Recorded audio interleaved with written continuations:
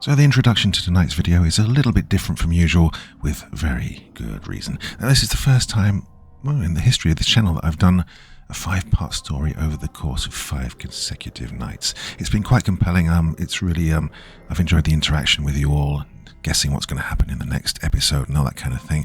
But it's been drawn to my attention that not everybody has been watching every night, and I've been giving away a little bit of spoilers of what's happened before to new listeners. So I'm not giving anything away in this one.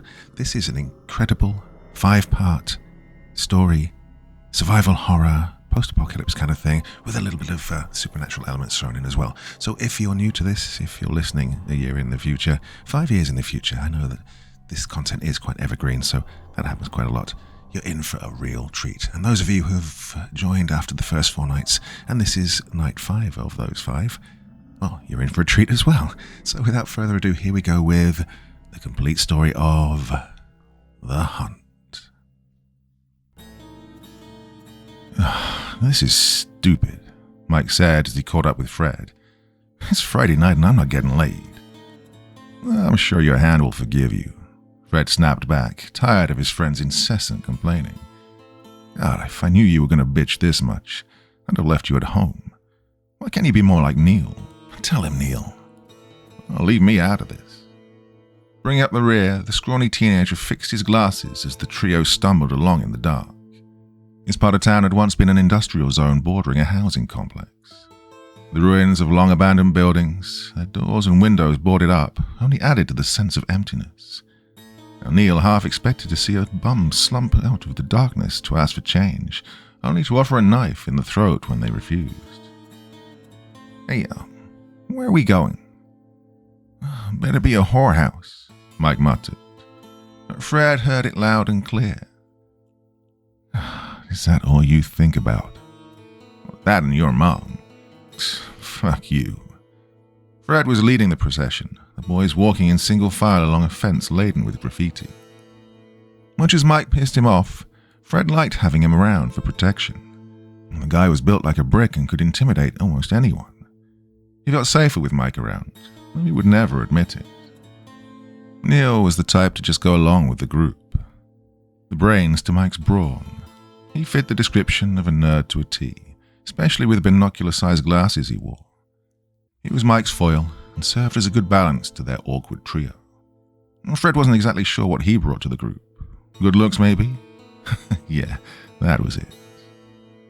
Following the fence, they came around the corner to a street lamp that flickered so much it created a strobe lighting effect. This made their shadows wax and wane against the fence, like they were being pulled and stretched to an inhumane length before being crushed back down. Only Neil seemed to notice this as he rushed to catch up with the other two. Cold, he pulled the collar of his sweater tight around him. Do you know where you're going? Mike asked, impatient. I feel like I'm being jerked around. You'd know, Fred shot back. He expected Mike to fire back with a mom joke, but held up his hand as if signaling a squad to come to a halt. Yo! He found it. A small opening along the fence just wide enough to fit through one at a time. There was a sign, just legible, around the mouth of the opening which read, Runners Here. The fuck is this? Mike asked. Can't you read? Oh, wait, you can't. Fred nimbly dodged a smack to the head by rearing back. Wait, that's us. What the hell are we running from, pimps? It's a game, asshole. I told you this shit already. Fred already had a leg through the gap. Now you want to play or go home? It was a bit of a squeeze, but Fred managed to get through without a splinter. The other side of the fence looked like an abandoned junkyard. Disused furniture, broken appliances, and what looked like a blow-up doll strapped to a punching bag. Hey, sexy, Fred whispered as he took a look around. Behind him, Mike struggled to put his impressive bulk through the hole while Fred stumbled in last. Fred turned to both of them. All right, listen up. Only the best players get invited to the game. So, Mike? He turned to him then. You behave, and Neil? To the other. Try to lighten up. Fixing his glasses, which had come loose while he squeezed through the gap, Neil said, "I understand basic human interaction, Freddy." Mike patted Neil on the back so hard his glasses came off again. "Well, yeah, but you understand girls." Neil backed off then, indignant. "Look, it's a game, dumbass." Gritting his teeth, Neil fixed his glasses again and turned to Fred. "The hunt? Sounds like a fancy name for hide and seek. What are we, 4 years old? This isn't just a game, it's the real thing." Seeing he had their attention, Fred elaborated further. "Yeah, it makes hide and seek look like hopscotch. Runners, that's us, participate in a race where we can win money, fame, cards, even girls." "Liking the sound of that," Mike said. "However," Fred went on, "this used to be a housing complex before everything went belly up.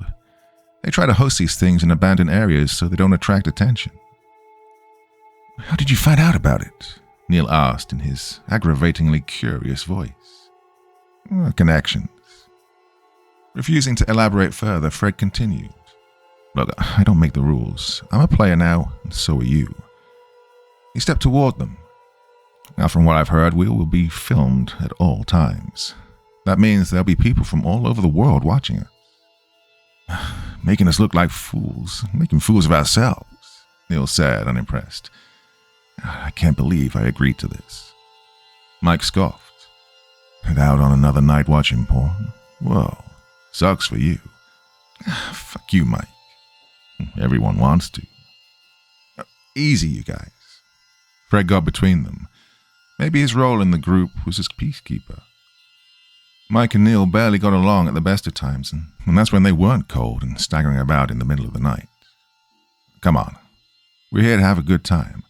Neil, you watch streaming shows all the time, but this time, you're the star. It'll be your face everyone sees when they click play. Mike, I heard the players get real physical. You don't just run, you fight to keep from being caught. Well, you love knocking heads around, right? Will there be girls there?" "Everyone's invited." "In that case," Neil began, "why all the secrecy?" Fred shrugged. "Well, the game's, not exactly legal." Neil stepped away. "Damn, I figured as much. Forget it. I don't want to wind up in jail over some stupid game. You guys are idiots. I'm going home." He turned to leave, only to have Fred block his path.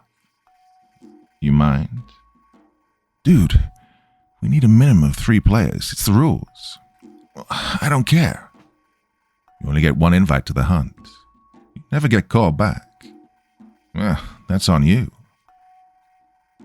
"Look, that's not right, man. Haven't I always had your back?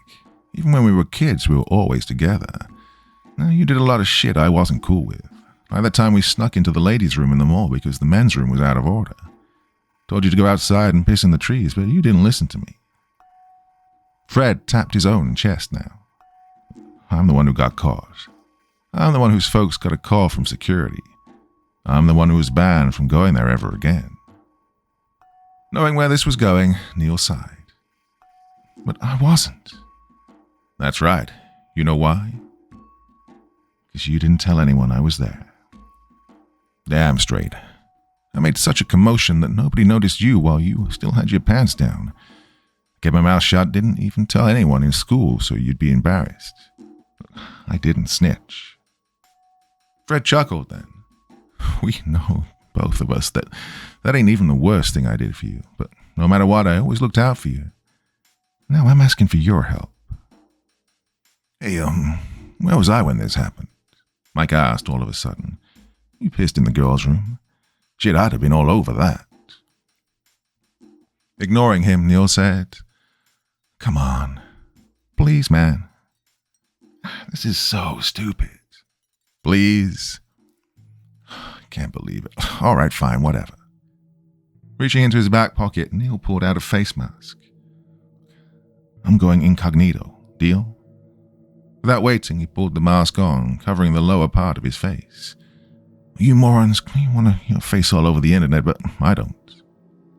Fred clapped his hands. "Ah, my boy. and he flashed Mike a wink. You still wear that shit? If the cops see this, I'll be the only one they can't accurately identify. Plus, Neil pulled up his hood. Well, gives an aura of mystery. What? Aura? Aura means, well, you know what, never mind. Looking up, the boys spotted a large structure in the distance. A dark monolith with only a handful of lights clinging to it like fireflies. Surrounding the building was a graveyard of failed dreams. Fred only saw opportunity. Right, let's go. Walking towards the building, they spotted a large group of people in a clearing with a sign reading, "Runners Welcome," at the entrance. Each team consisted of 3 players, some wearing matching outfits or color-coding their attire. The clearing was surrounded by low-yield lamps powered by generators, at which the very center of stood a raised dais. A pair of men wearing dark clothes stood by the dais to ensure that none of the runners approached it. Others like them moved about the opening, checking equipment, answering questions, or just standing around like statues. One of the men approached Fred's group as they walked in. "Name," he said in a gravelly voice, carrying with him a pad on which several lines had been crossed out. Toadstool," Fred replied. The man looked over him once, then at his friends, before crossing another name off the list. "Welcome to the hunt. Please remain to the side. The host will be out shortly." And that was that. And the man walked away. Fred felt someone punch him from behind. "Toadstool?" Mike said in an incredulous voice. "What the fuck is that?" "What, you think I'd be stupid enough to give my real names? You want to see that guy come into your home address and knocking at your door?" "Toadstool," Mike said again in utter disbelief. "What, dumbass was already taken?" "Look, it's a reference to Mario Kart," Neil explained. "Fred used to play that game all day. He sucked." "Makes us sound like potheads." Mike glanced at the other teams. There were a couple of all-girl teams, though none of the players particularly caught his eye. There was an attractive girl sitting on a guy's lap, the two sucking face while their third player drank from a bottle. All wore distinct red sneakers to signify their routine. Shit, I'm gonna go get a drink. Mike walked away to a makeshift concession stand, shaking his head, muttering, "Toadstool." "Fred?" Neil had his hands in his pockets trying to warm up. With his hood up and his mask on, he was unrecognizable to all save those who knew him. How many people do you think are watching us right now?" Fred looked around and took notice of the cameras that had been placed beside each of the lamps. There was one by the concession stand where Mike was ordering a drink, and if he didn't know any better, he'd say that bird on the corner of the sky was a drone. Fred only noticed it because of the moon, which was hidden behind a wall of clouds and appeared little more than a white eyelash. "I don't know, bro. A lot." That seemed to make Neil nervous. "This stinks. It's a junkyard. It's a sham." Neil lowered his voice when one of the men in black walked by. Only when he was safely away did he dare speak again. "I feel like this is some kind of flesh market and we're the pigs." "I told you, it's just a game." "I don't know, Neil. This is just... well, it's messing with me, all right?" Seeing his friend shifting his balance from one foot to the other was making Fred feel self-conscious. Grabbing him by the shoulders, Fred forced him down to stop fidgeting and held him in place. He looked Neil right in the face. "Look, man, I need you to get it together, okay? You losing your shit is going to make me lose my shit, and you know that's going to only make Mike happy. You want to see him happy? Me neither. So just chill."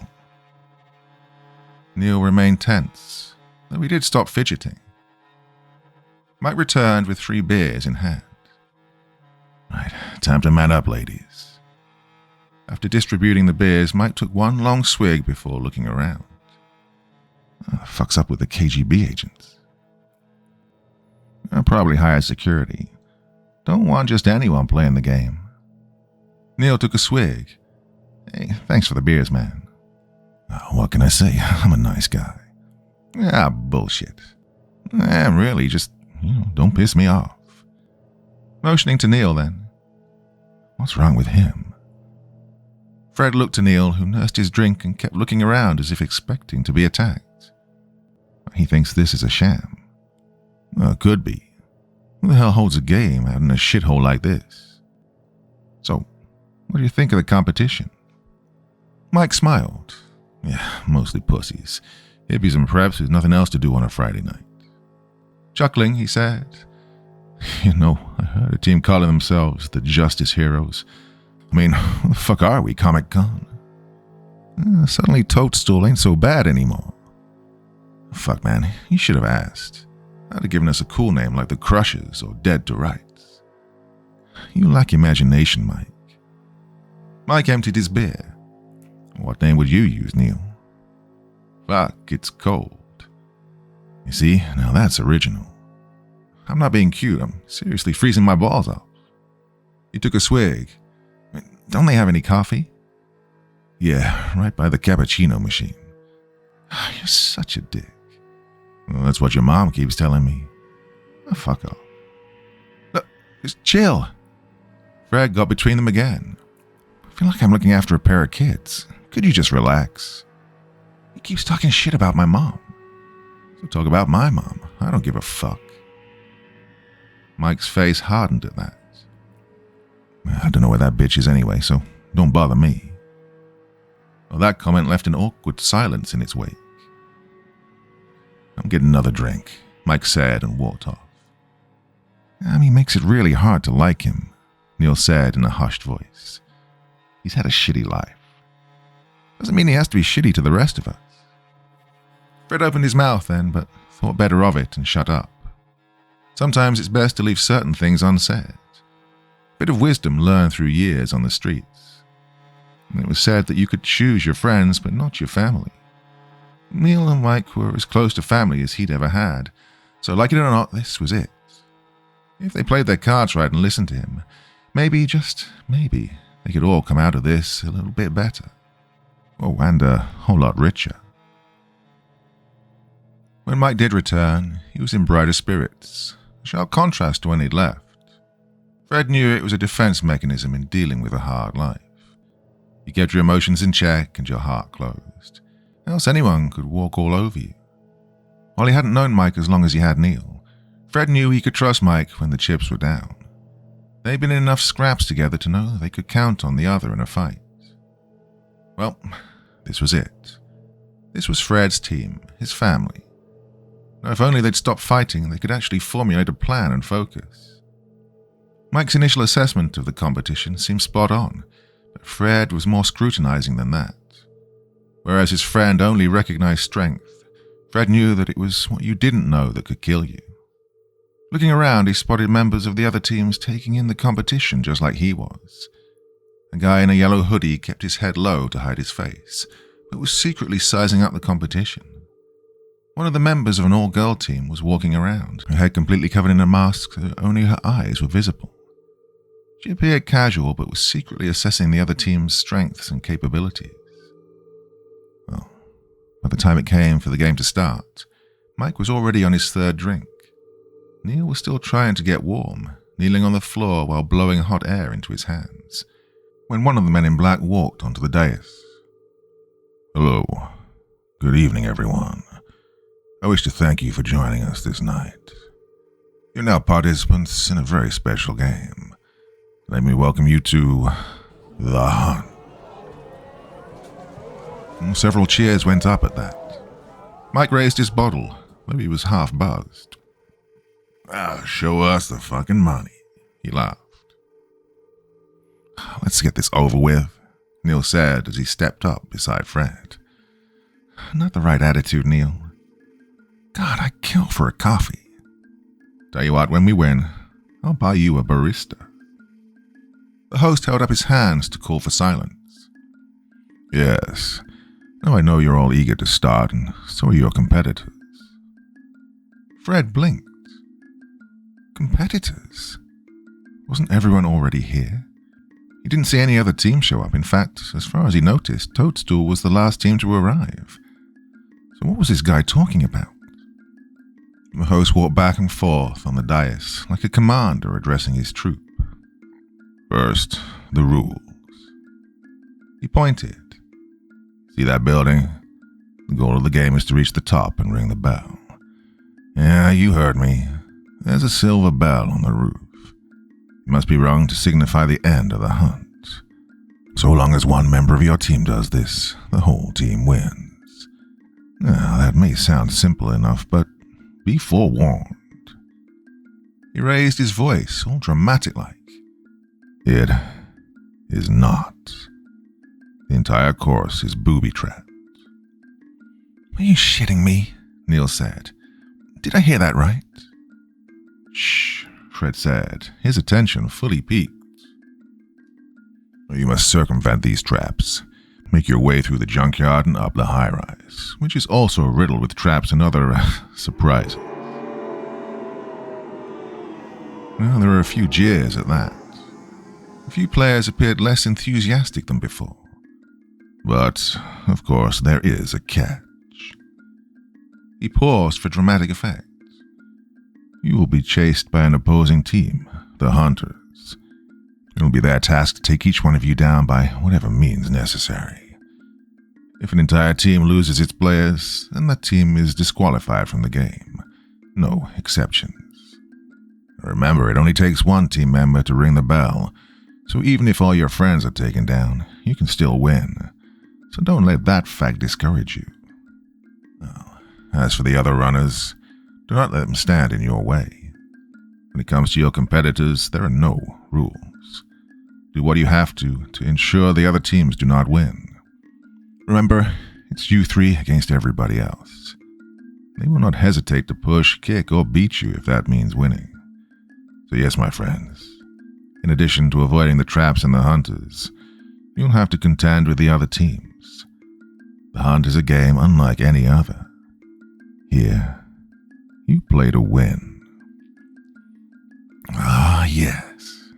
Mike cracked his knuckles. Love busting heads almost as much as I do busting nuts. Don't be gross, Mike, Neil said to the side. And the host raised his hand. This next part is very important. Once the game starts, there is no turning back. Any attempt to leave the grounds will result in immediate disqualification. He held his breath. But there are no quitters here, yes. Several no's rang out, indicating the runner's readiness to play. A few players, though, looked about as if looking for an exit. It was then Fred noticed several of the men in black appearing just on the periphery of the gathering. It was like being penned in. Fred began to wonder if perhaps the option to leave wasn't really a choice at all. Not surprisingly, he looked behind them to see the way cut off by one of the men, the same one who'd taken their name upon arrival. Oh, what the fuck? Now then. And the host slapped his hands together. Want to know what you're all playing for? More cheers rang out. The host raised his hand and one of the other fellows brought out a suitcase. Beside him, Fred could see Mike's eyes light up with excitement. Even Neil stopped shaking, seeming to just now fully appreciate their situation. The man held the suitcase up horizontally so that the host could open it up. Inside the case was nothing but green, nothing but Benjamins. $1 million, the host exclaimed. Whistles, cheers, and swears accompanied this revelation. To the victors go the spoils. Oh, fuck me. Mike bobbed up and down on his knees, appearing childlike all of a sudden. Shit, man, that's... Oh, fuck. We're going to be freaking millionaires. Neil turned to him. Well, you know, split in 3 ways, that amounts to just 333,333, right? Neil, shut up. Mike shoved Fred in the shoulder. Oh, you weren't fucking around, man. This shit is real. I'm going to get so much pussy with that money. Is that all you ever think about? Neil snapped. Well, that and... My mom, yeah, you already said that, dickhead. I was going to say cars, but yeah, your mom too. For once, Fred was too transfixed to break them up. Even over $250,000 would be enough to change his life around. He could finally move out of his shitty apartment, go someplace nice, someplace warm. He'd never have to look back. One way or another, they were winning this thing. The host closed the suitcase and the man walked off the dais. Once the cheers had died down, he regarded each of the teams individually. That's worth playing for, eh? In a few moments, I will sound the horn to begin the game. When that happens, you will make for the building at full speed. Let nothing stand in your way. Not long after that, I will sound out a second horn, which will signal the hunters to begin. We want to make sure you have a head start. Fair warning, the hunters are dedicated. They will not stop. They will not hesitate to take you down any way they can. My advice? Run. Fuck that, Mike spoke up.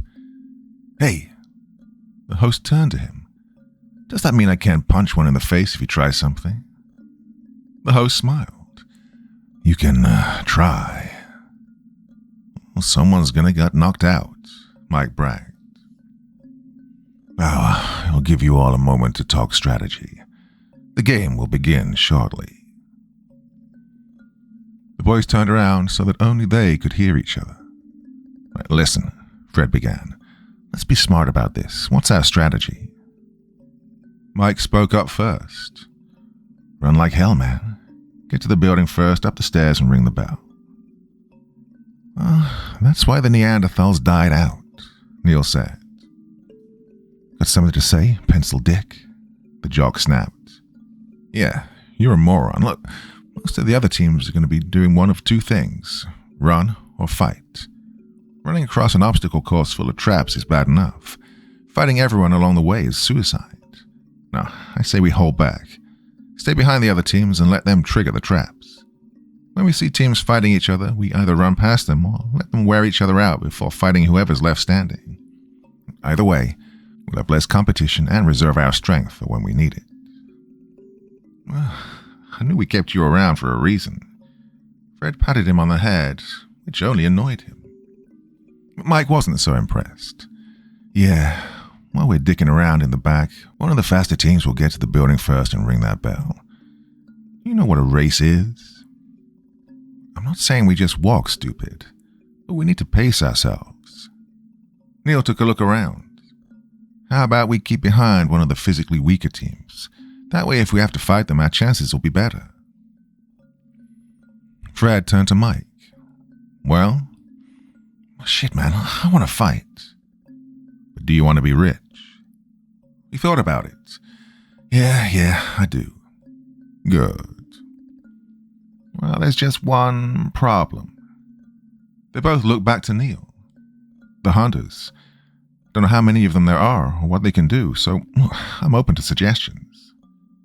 Mike had one. You heard the boss. He said we can punch them out if they try something. I don't trust him. I mean, they have to be special if they're hunting us. What threat can they be otherwise?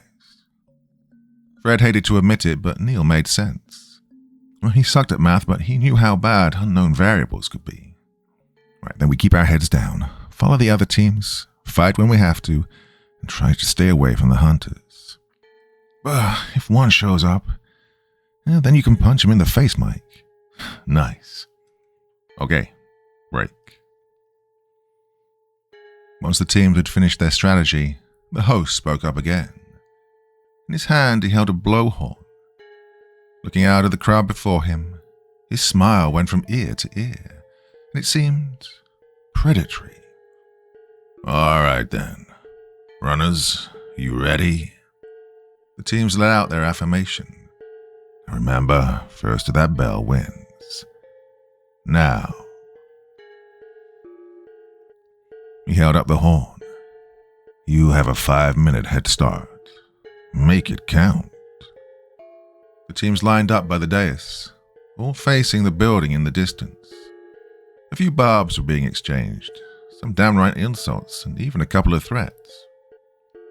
Well, it's going to be one of those games. Mike appeared like a linebacker ready to attack the defensive line. He licked his lips in anticipation. Fred smiled. They could win this, he thought. The three of them. Team Toadstool. Funny how that name sounded less cool in his head than saying it out loud. Get ready for... The host held up the horn. The hunt.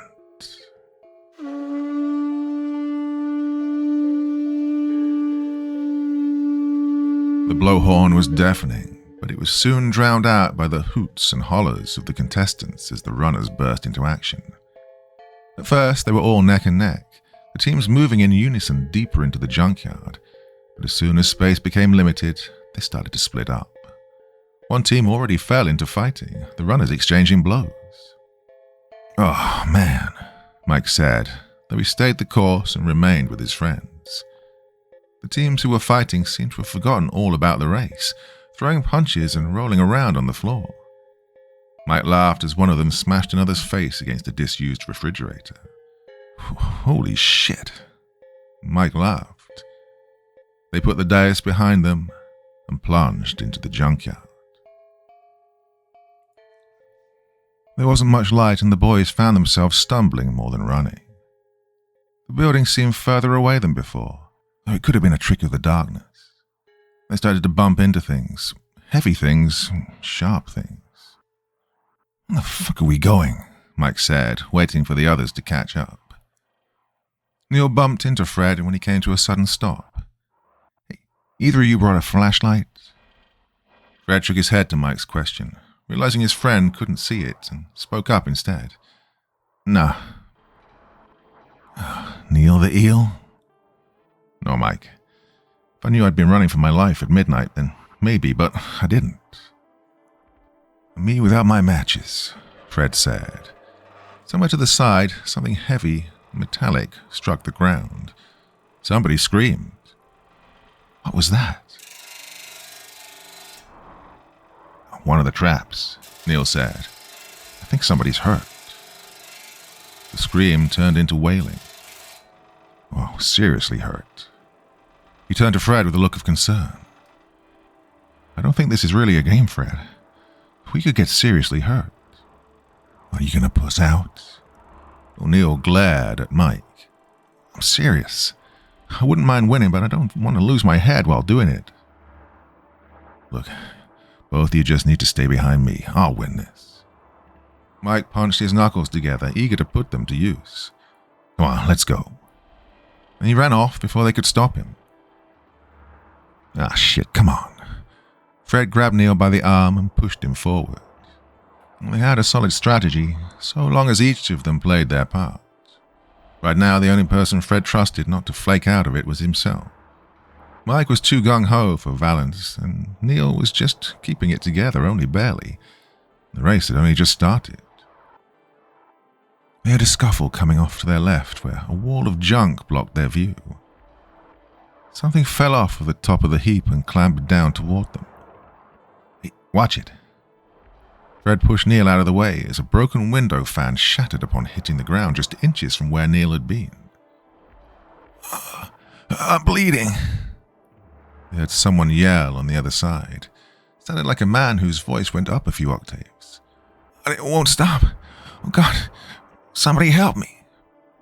Keep moving, Fred snapped. All around them, they could hear fights breaking out, teams choosing to throw down instead of making a beeline for the building, which is what they should have been doing. Perhaps they thought taking out the competition made their chances at victory easier, not realizing fighting should be a last resort. What good is taking out the other players if you lost an eye, an arm, or a leg doing it? The last thing Fred wanted to do was waste his newfound wealth on expensive surgery. He had plans for that money. Someone collided with him, slamming his body to the ground. Fred felt the breath in his lungs leap into the air like a cat startled from its sleep. In the dark, he could see a shadow looming over him, straddling him on both sides, holding something heavy in its hands. But Neil was there before the shadow could do anything. He tackled the assailant, forcing him off Fred, buying him time that he needed to recover. Once he was back on his feet, Fred realized that the attacker wasn't alone. His teammates were right behind him, two of them cornering Mike, who was exchanging blows like a trained boxer. Fred had a choice to make. Mike looked to be holding his own and was larger than those attacking him. Neil, brave as he was already losing the fight against the other runner, who had already rolled him around so as to be on top. The runner began taking swipes, forcing Neil to cover his face. Par for the course. Fred moved forward and kicked the attacker in the back of the head. The runner fell over, groaning, allowing Neil to roll away. Fred didn't wait for the runner to get back up. Turning him over, Fred punched him once, twice, 3 times in the face. He could feel blood on his fist as he drew back, hearing the telltale sound of a broken nose. The runner went limp. "Watch him," he told Neil as he went over to help Mike. Somehow the assailants had managed to push Mike back against a wall of refuse, striking him from both sides. Fred noticed one of them had a weapon, a steel bar picked up from somewhere. He swung and narrowly missed Mike's head. "Hey!" One with the bar looked around just as Fred punched him in the face. He managed to hold on to the makeshift weapon, however, and swung blindly to keep Fred at bay. Mike charged the other guy, who seemed less enthusiastic now that it was a one-on-one. Reaching out, Fred grabbed the arm swinging the bar and punched the guy in the gut, reeling him over. A quick elbow between the shoulder blades and the back of the neck put the runner down for good. The bar clanged to the floor, and Fred kicked him a couple of times to make sure he didn't get back up. Gasping, he decided to take the metal bar. Neil walked up to him, also out of breath. "Hey, thanks. That was some tackle. Wonder why one of them didn't go after you. Probably didn't see me. I am small." You helped me out, man. Don't sell yourself short." Fred swung the bar a couple of times to get a feel for it. Comfortable, he looked to see Mike walking back to them, grumbling. "Yeah, what happened?" "A bitch ran away before I could clock him. Got me all worked up for nothing." "Hey, what's that?" "What's it look like, man?" "Hey, give it to Glasses. He needs a weapon." Fred did offer the bar to Neil, who declined. "You sure? You saw how I did. I'm not a fighter." "You ain't a lover either." "You ran right into that ambush," Neil spat at Mike. "They were waiting for another team to run by." He looked back the way they came. If that fan hadn't slowed us down when it did, all 3 of us would have been caught by surprise. Feeling the weight of the bar, which was actually a metal beam from a large piece of furniture, Fred felt his body tense up. God, these guys are playing for keeps. So should we. Mike kicked the guy on the floor before going through his pockets. "What the hell are you doing?" Neil asked. In time, Mike pulled out a lighter and smiled. "Getting my spoils." He lit it up. "Put that out," Neil snapped. "You'll give us away." When Mike complied, Fred decided his brawny friend had the right of it and searched the guy who tackled him. Sadly, he found nothing of use in his pockets. Damn. From somewhere came a great commotion as a mountain of trash came down. Fred thought he heard someone scream but wasn't sure. Well, playing for keeps didn't cut it. "Guys," Neil began, "I'm not sure I want to do this anymore. If we leave, we're disqualified. We have to reach the end." Fred stood up. He thought he heard another team heading their way. "Right, keep to the sides. Move slowly. In fact, Mike, let me take the lead." "Why?" "I want to keep you in reserve. In case we get into a fight, I want them to see you last and piss their pants when you come out swinging. Neil, I want that brain of yours thinking. I want strategies we can use. You're the hilt. I'm the pommel. Mike is the sword, okay?" Whatever Mike said, though he didn't like being in the back. "I swear if you fall, Neil, I'm running right over you." Exasperated, Fred said, "Right, let's go." Taking the lead, Fred took them around a narrow pass that split into a fork. He stopped when he saw something on the ground. It looked like... oh, shit. A body. It was lying face down on the ground with one arm twisted at an odd angle. Fred approached it carefully, as if expecting another ambush, but his fears were unfounded as no runners sprang out at them. Oh, fuck. He heard Neil swear. Damn, Mike swore. Damn. Is he, Neil asked. Walking over, Fred nudged the body, only to hear it moan. Still alive, but barely. Should we, Fred cut Neil off. We can't, man. I'm sorry, but we got a race to win. Shit, Fred. He needs help. Look at his arm. The guy needs a hospital. We can't help him. You mean we're not going to do anything? Fred turned around. That was you on the ground, you think he'd help? That guy back there was about to bash my face in when you came around. One of them wanted to use Mike's head as a baseball. This isn't just a race, Neil. It's life or death. But he's not dead. And the faster we win, the faster he gets help. You want him to live? Then let's find the bell and win this shit. Fred's tone indicated that the argument was over. He stepped over the poor man as if he were a little more than a hobo on the street. He knew Neil was smart, but the guy could be a bleeding heart sometimes. That's why Fred always had to protect him when they were kids. He'd get picked on all the time at school. Well, he hoped Neil would grow up quick. Moments later, they met with their first obstacle. A series of metal bars had been arranged like a cage within a large clearing. Doubling back would take too much time, and the walls around them were too high and unstable to climb, so there was no choice but forward. Fred led the way, finding the path through to be easy and simplistic, almost as if made for a child. Then the space began to narrow, and soon he was walking sideways. He was soon forced to duck his head and hunch his shoulders. Fuck this, Mike said from the back. Fred, what is this shit? Are we almost there? Neil asked. We're here, Fred said as he stumbled into the middle of the cage. The space was a box just wide enough for the three of them to fit in together. There was a hole at the opposite end from where they entered. It's like we're back in kindergarten, Neil said. You going in? Well, I can't tell you how many times I heard that, Mike joked. Oh, shut up, Mike, Fred said as he took a look inside. The hole went in for some way before veering to the right. Well, guess we're doing this. Fred ducked inside, tucking the metal bar in his shirt for safekeeping. Though tight, he managed to squirm in while moving on all fours. Holes had been dug into the tunnel so that he could just about see his way. Right, let's go, he called out behind him. There was enough room for him to look over his shoulder, and he could see his friends catching up.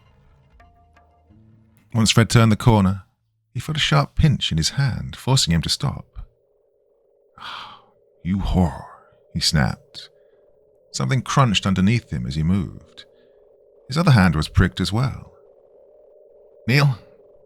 What? His friend's voice said from far back. Ask Mike to give me the lighter. I need to see something. After some work, Neil managed to pass the lighter forward, which meant sliding it between Fred's knees. Fred picked up the lighter and flicked it on. Oh, you gotta be. Broken glass lined the interior, stretching all the way down the tunnel. What is it? Neil asked. There's broken glass in here. What? What? Mike mimicked. As Neil relayed the information, Fred held the lighter as far out as he could. Oh, some sadistic asshole had coated the whole interior of the tunnel with glass. Guys, we have to go back. There came a loud bang that sounded like a metal hatch coming down. Fred heard Mike scream. Mike! Someone shut the fucking door. Door? What door? Fred hadn't seen a door. Can we get out? He heard commotion behind him as Mike scrambled around. Then it sounded like he was kicking the door down. After several failed attempts, Mike swore like a man possessed. Damn, it's sealed shut. Fred, what kind of game is this? You could hear the tremor in Neil's voice, hear his rasped breathing. Truth be told, Fred was doing all he could to keep it together. He wasn't particularly afraid of tight spaces, but being shut inside the tunnel in the dark made him feel like he was in a coffin. Then, he heard it. Mike, get us out of here, he managed to blurt out before the tunnel began spinning, slowly at first, but picking up speed as it went.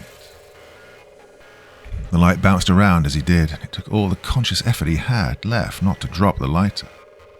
Neil and Mike screamed and cursed, respectively, both realizing the sudden danger they were in.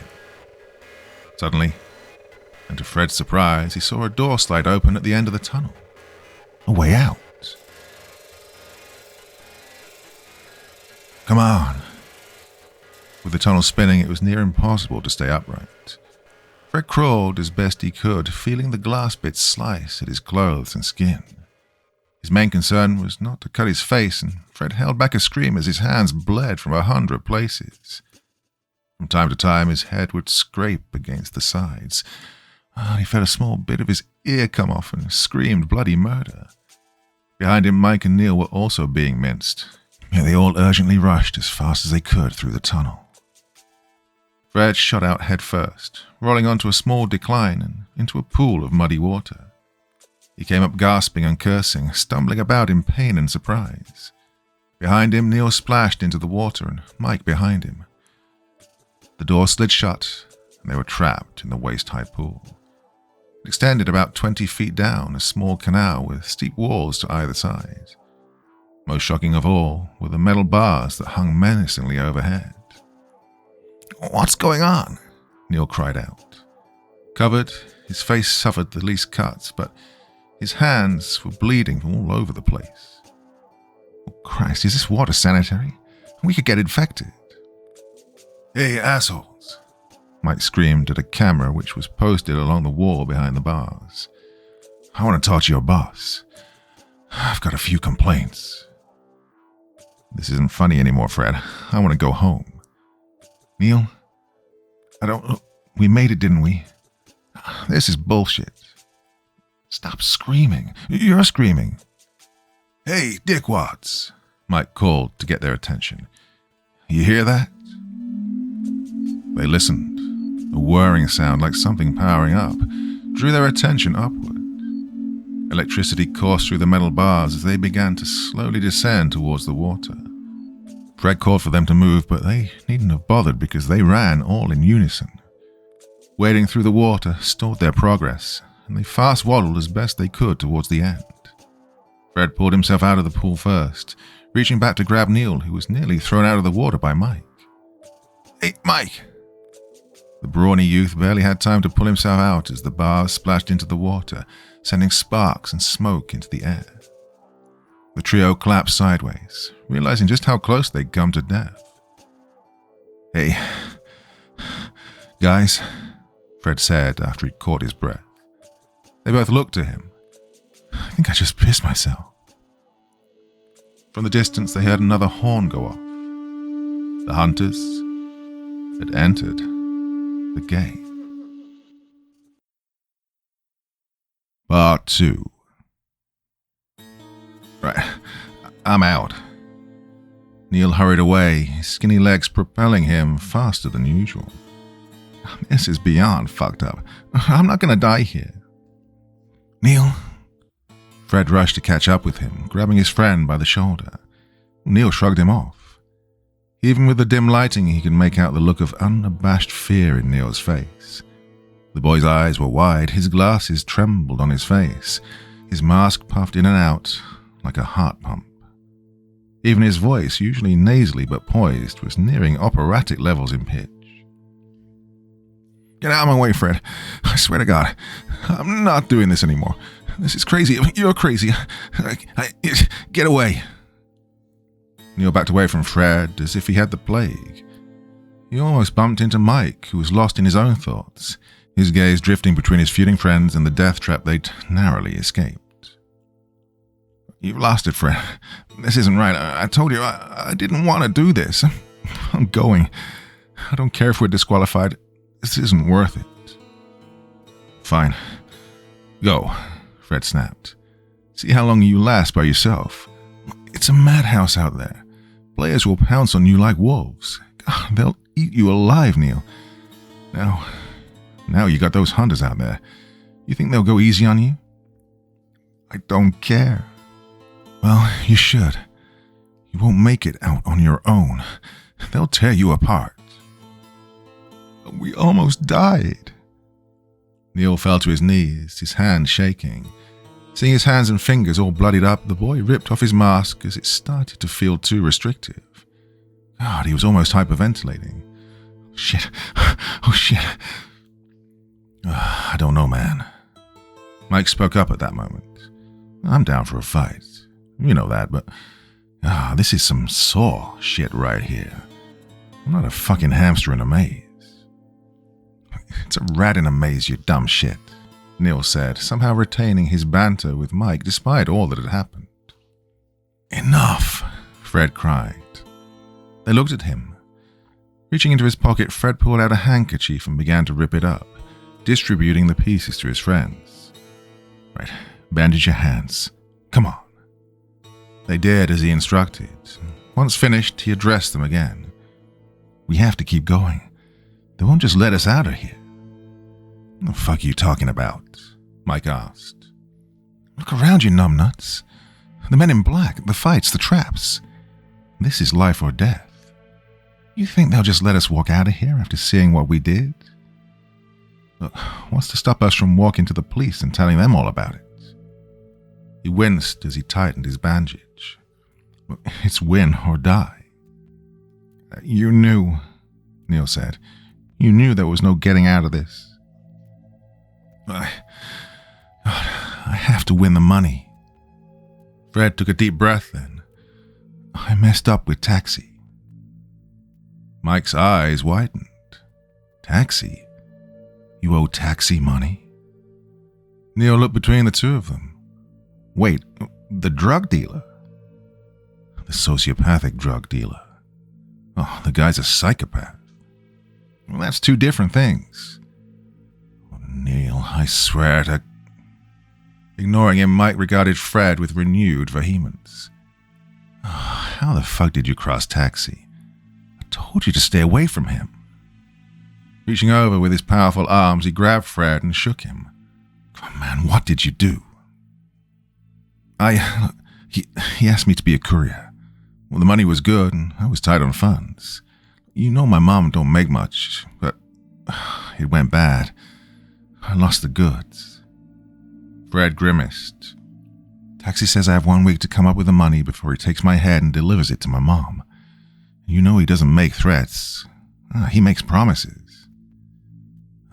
You motherfucker. It was a stupid mistake. I was supposed to be the dumb one. What the hell was going on in your head? Angry, Fred pushed Mike away. I needed the money, all right? Well, I always need money. Doesn't mean I get into bed with pricks like Taxi. I knew a guy who nicked his car while riding a motorcycle. Taxi had both of his legs broken. What do you think he'll do to a guy like you? You brought us here, Neil began, to help you settle a score, Fred. He looked up.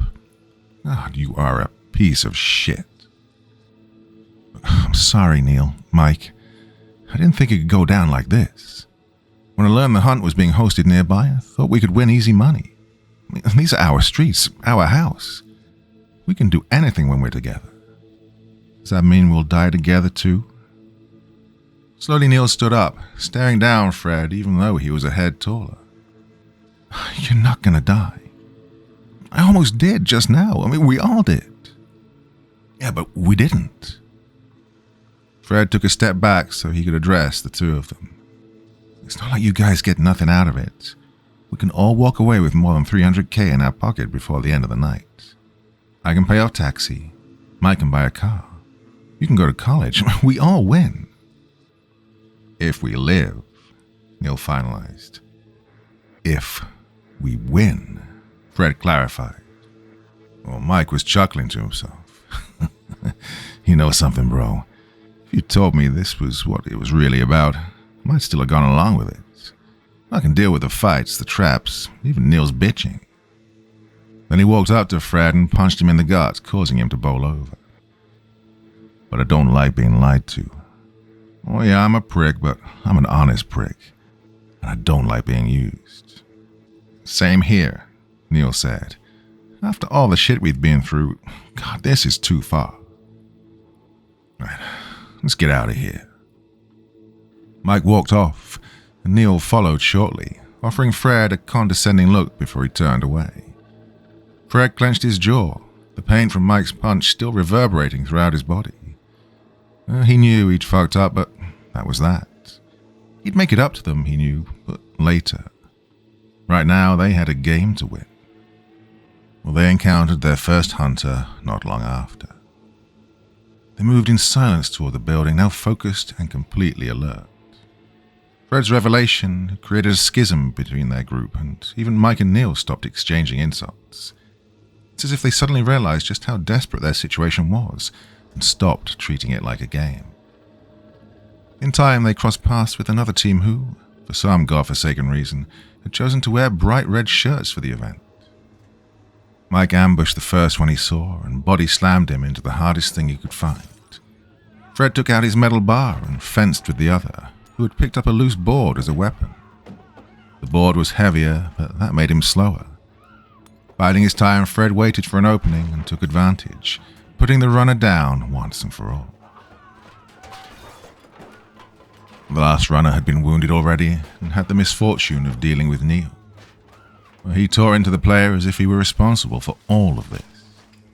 Punching the guy right in the nose, Neil wailed on him as he squirmed on the ground, holding his hands up in meager defense.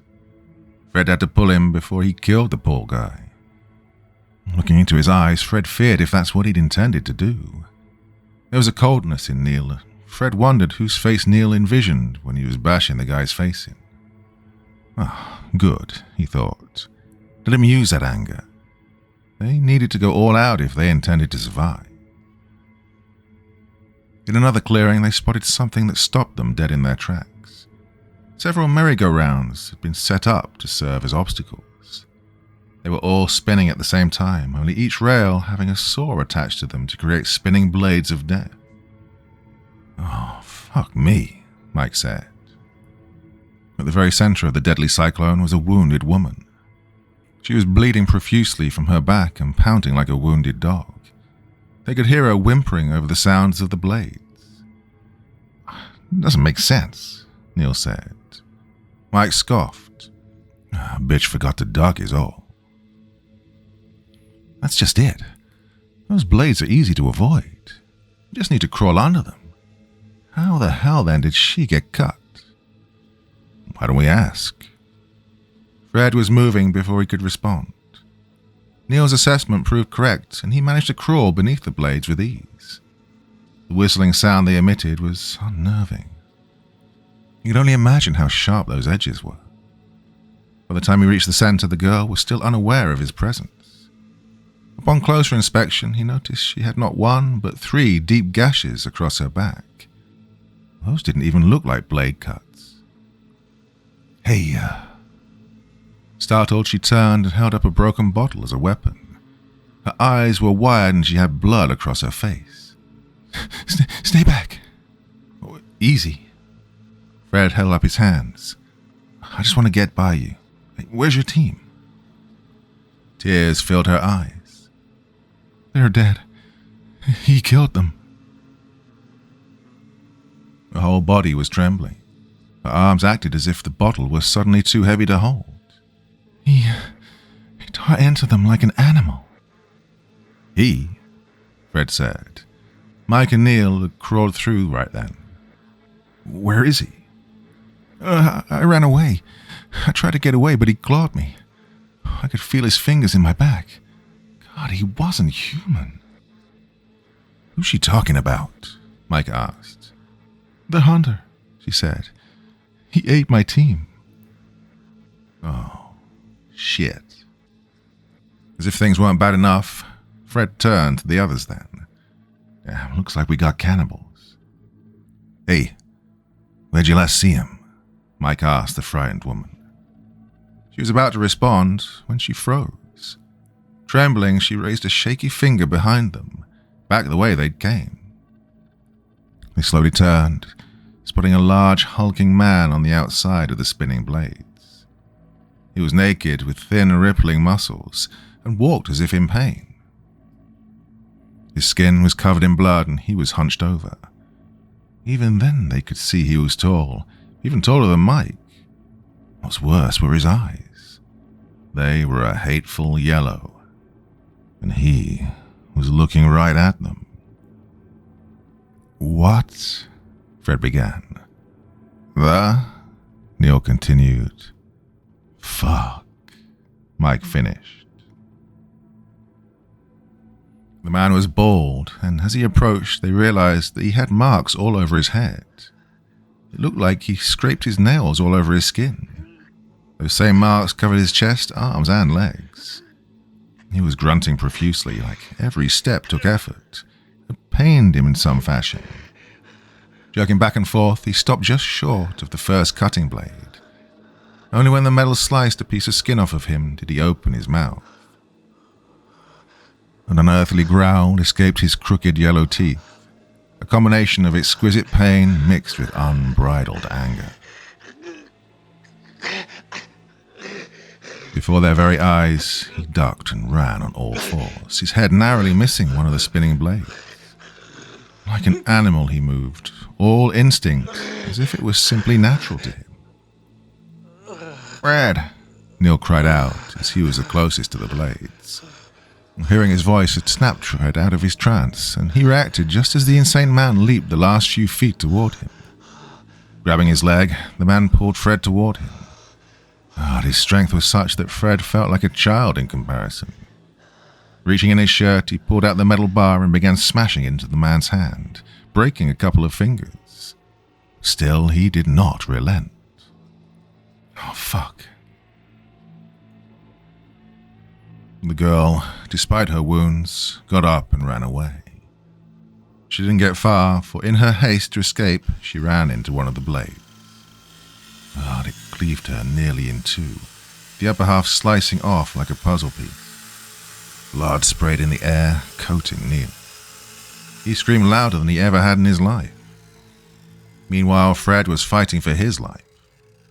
He kicked at the man's face, caving his nose inward and sending out spurts of blood. But still the man pulled, desperate to get at the meat. "Help me," he screamed. "Jesus, the hell are you standing around for?" The man pulled Fred until he was right on top of him. At that moment, the youth did the only thing he could think of and jammed the bar into the man's shoulder. Blood spilled out of the wound, and the man howled. Yet he still pressed on. Even when Fred pushed the bar in inch by inch, it did nothing to deter the maniac. Suddenly a shadow appeared overhead, and Mike, grasping the upper half of what was once the young woman, slammed the gory projectile into the man's face. The heavier blow seemed to do the trick, and he fell off Fred. The cannibal's back was sliced open by one of the blades. The sound he made. "Come on," Mike said, grabbing Fred as he did so. They followed Neil, who'd already crawled beneath the other blades to escape to the other side, scurrying like frightened insects. Neil kept screaming at them to hurry up. They struggled to their feet, gasping as if just coming up for air. A frightening noise caused the trio to look back. It wasn't the injury that spurned the feral man to scream, but something else, a more ancient pain. He began to tear off his own skin, pulling bits at first and then chunks. Soon his muscles were exposed as his claws... Wait, did he always have claws?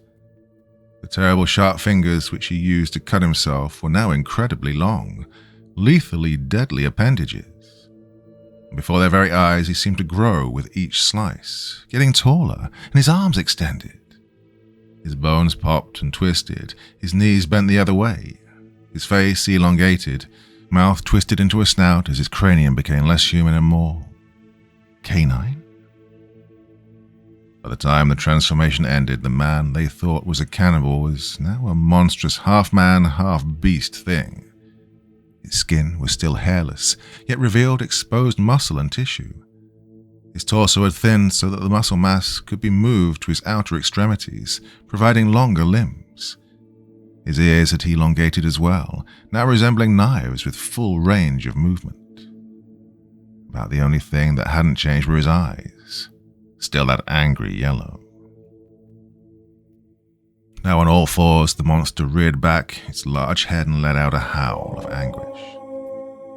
He sniffed the air.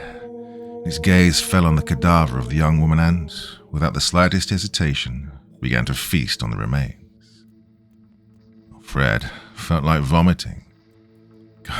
"Come on." Mike grabbed his teammates, almost pulling them off their feet. There was no hiding the fear in his voice. I said, "Come on, move," he screamed. They flared into the darkness as the creature feasted. All around the junkyard, more howls filled the air. "What the hell was that?" Mike asked, only when they'd finally put enough distance between themselves and the creature. They were hunched over and struggling to catch their breath. Neil had fallen to his knees and began to hurl all over the ground, his back lurching. Fred followed suit, though he stayed on his feet. Mike began pulling at his hair. "Did you see that? I mean, I'm not crazy, right? Oh, holy shit. This whole game is fucked up." "Mike," Fred snapped once he'd gotten a hold of his innards. "Just chill out." "Chill out? You want me to chill out? Oh, okay, fearless leader, I'll chill out." Mike stepped up to him, pointing in the direction they'd come from. "You want to tell me what the hell just happened? Because I don't fucking know. Maybe you do since you know everything." Fred stood up. "The hell's that supposed to mean?" "I don't know, Freddy boy. Explain this to me." "Mike, I don't know what that was. Why in the God's golden balls do you think I'd understand any of that?" "Because you brought us here." Mike was almost spitting in his face. Never had Fred seen his friend so uptight. Who could blame him? "Is it worth it? You need money so bad that you had to take a job from Taxi, screw it up, and then screw up both our lives because you couldn't hack it?" "Fuck you, Mike." "Yeah?" Mike pushed him. "Go ahead, tough guy, come at me." Fred almost did. Right now, there was nothing he wanted to do more than break Mike's nose, smash his face, cut up his... Well, it was like he'd just snapped out of a trance. Suddenly, it all became clear. Werewolves. What? We just saw frickin' werewolf. Mike's jaw went slack. He took a step forward, grabbing Fred by the collar, and threatened, "I'm gonna punch you, man. I'm gonna just fucking punch you in the..." "Stop it." Neil looked up, bile dripping from his face. He wiped his chin as he slowly got up. "Don't be stupid, Mike. At least not more than you already are. You were there, you saw it. You watched the movies." Then to Fred, "He's right. You too high." Letting Fred go, Mike looked between them, his chest rising and falling as if breathing became a chore. Finally he said, "'Cause if you are, can you give me a hit, 'cause I'm losing it." "The hunt," Fred said. "They are the hunters. We are the hunted. Tell me you didn't know this before you signed our death warrants. Tell me, Fred." Looking at Neil, Fred shook his head. "It's supposed to be a race. Just teams of 3 competing for a cash prize. That's what they told me." "And you believed them?" "How was I supposed to believe, Neil? You think if they told me I'd be hunted by werewolves that I'd have taken them seriously? I'd have laughed, and so would you."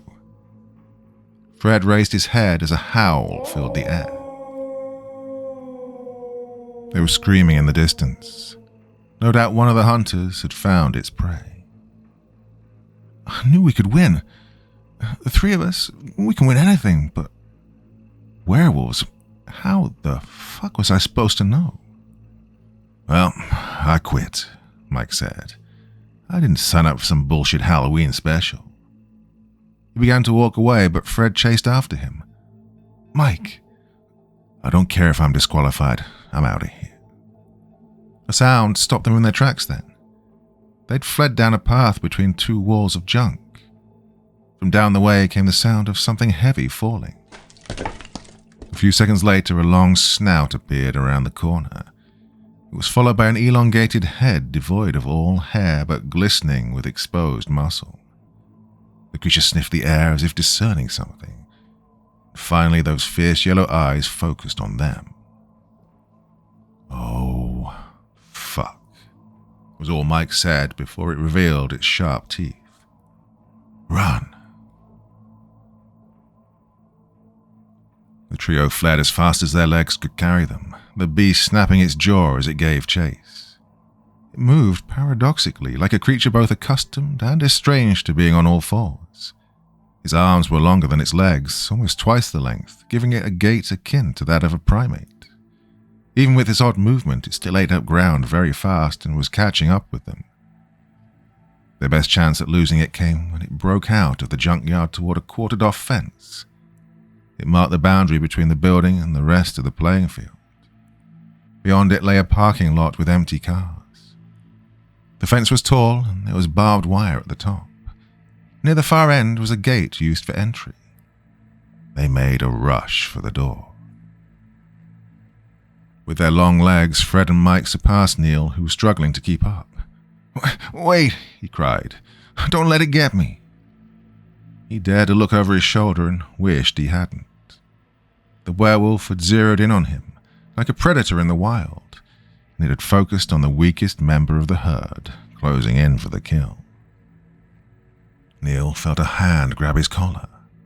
Fred practically pulled him the rest of the way, throwing him through the door. Mike slammed the door shut just as the beast plowed into it, sending him sprawling back. The lock had snapped shut and held, but only just.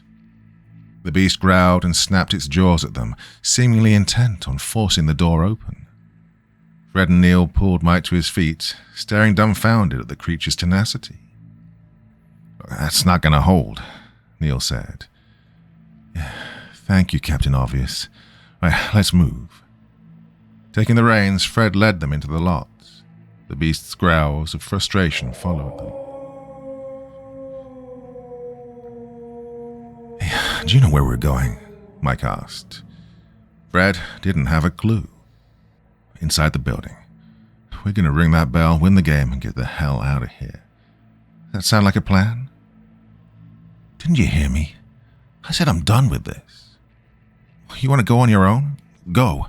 Those things will pick you off before you get halfway to the exit. If not them, then something else. The only way out is winning." God, he's lost his shit, Neil. Neil had to agree. "This isn't worth it, man. We have to go before... Then Fred just snapped. Then... He slipped, the back of his head colliding against the concrete. A shooting pain blinded him for several moments, and even his friends' voices sounded muffled. "Is he dead?" Mike asked. Ignoring him, Neil waved his hand in front of Fred's face. "Come on, Fred. We can't stay here." What happened?" "You broke your ass, man."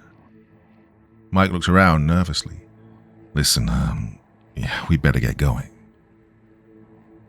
"You slipped," Neil said as he tried to help Fred up. "You, A sudden pause caused him to loosen his grip on Fred's hand. He fell back to the ground, into something warm. Fred held up his hand to see the digits covered in blood. He'd slipped on the puddle when walking by. God, there was so much of it that it coated much of the car they were next to. Looking up, Fred followed the tread of blood beneath the car. The carcass on the other side of the car was missing its jaw.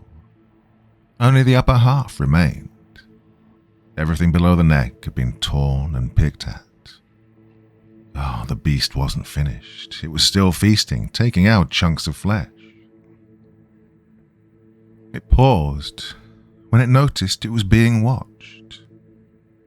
Fred's eyes widened. Scrambling up, he and the others saw a large lupine form rear up on the other side. It swallowed whatever it had in its mouth whole. Then, looking right at them, the werewolf bared its teeth in a morbid attempt at a smile. They ran. Part 3. Fred didn't know when they'd split up. He didn't hear the others as they rushed through the open lot. All he heard was his own heartbeat and that of his footsteps as they hit the pavement. Within moments, he was all alone. The beast howled in delight, and he thought he heard one of the guys scream. He dove behind a van and squatted to catch his breath. Oh God! He hoped it hadn't eaten one of his friends. If it had, he'd blame himself until the day he died, which in this case wouldn't be much longer. God, how could he have been so stupid? Was the money worth all this? Panting, he peeked his head around the corner to see nothing but parked vehicles. Guys, he mouthed with no sound passing between his lips. Something heavy slammed onto the top of the van. The jolt was so sudden that Fred quickly dived under it, crawling in so as to hide. The van trembled as the beast moved, finally hopping off to one side. Fred had to cover his mouth to avoid screaming as he saw a wide pair of canine feet come crashing to the ground just inches from where he was. Two abnormally large clawed appendages soon followed.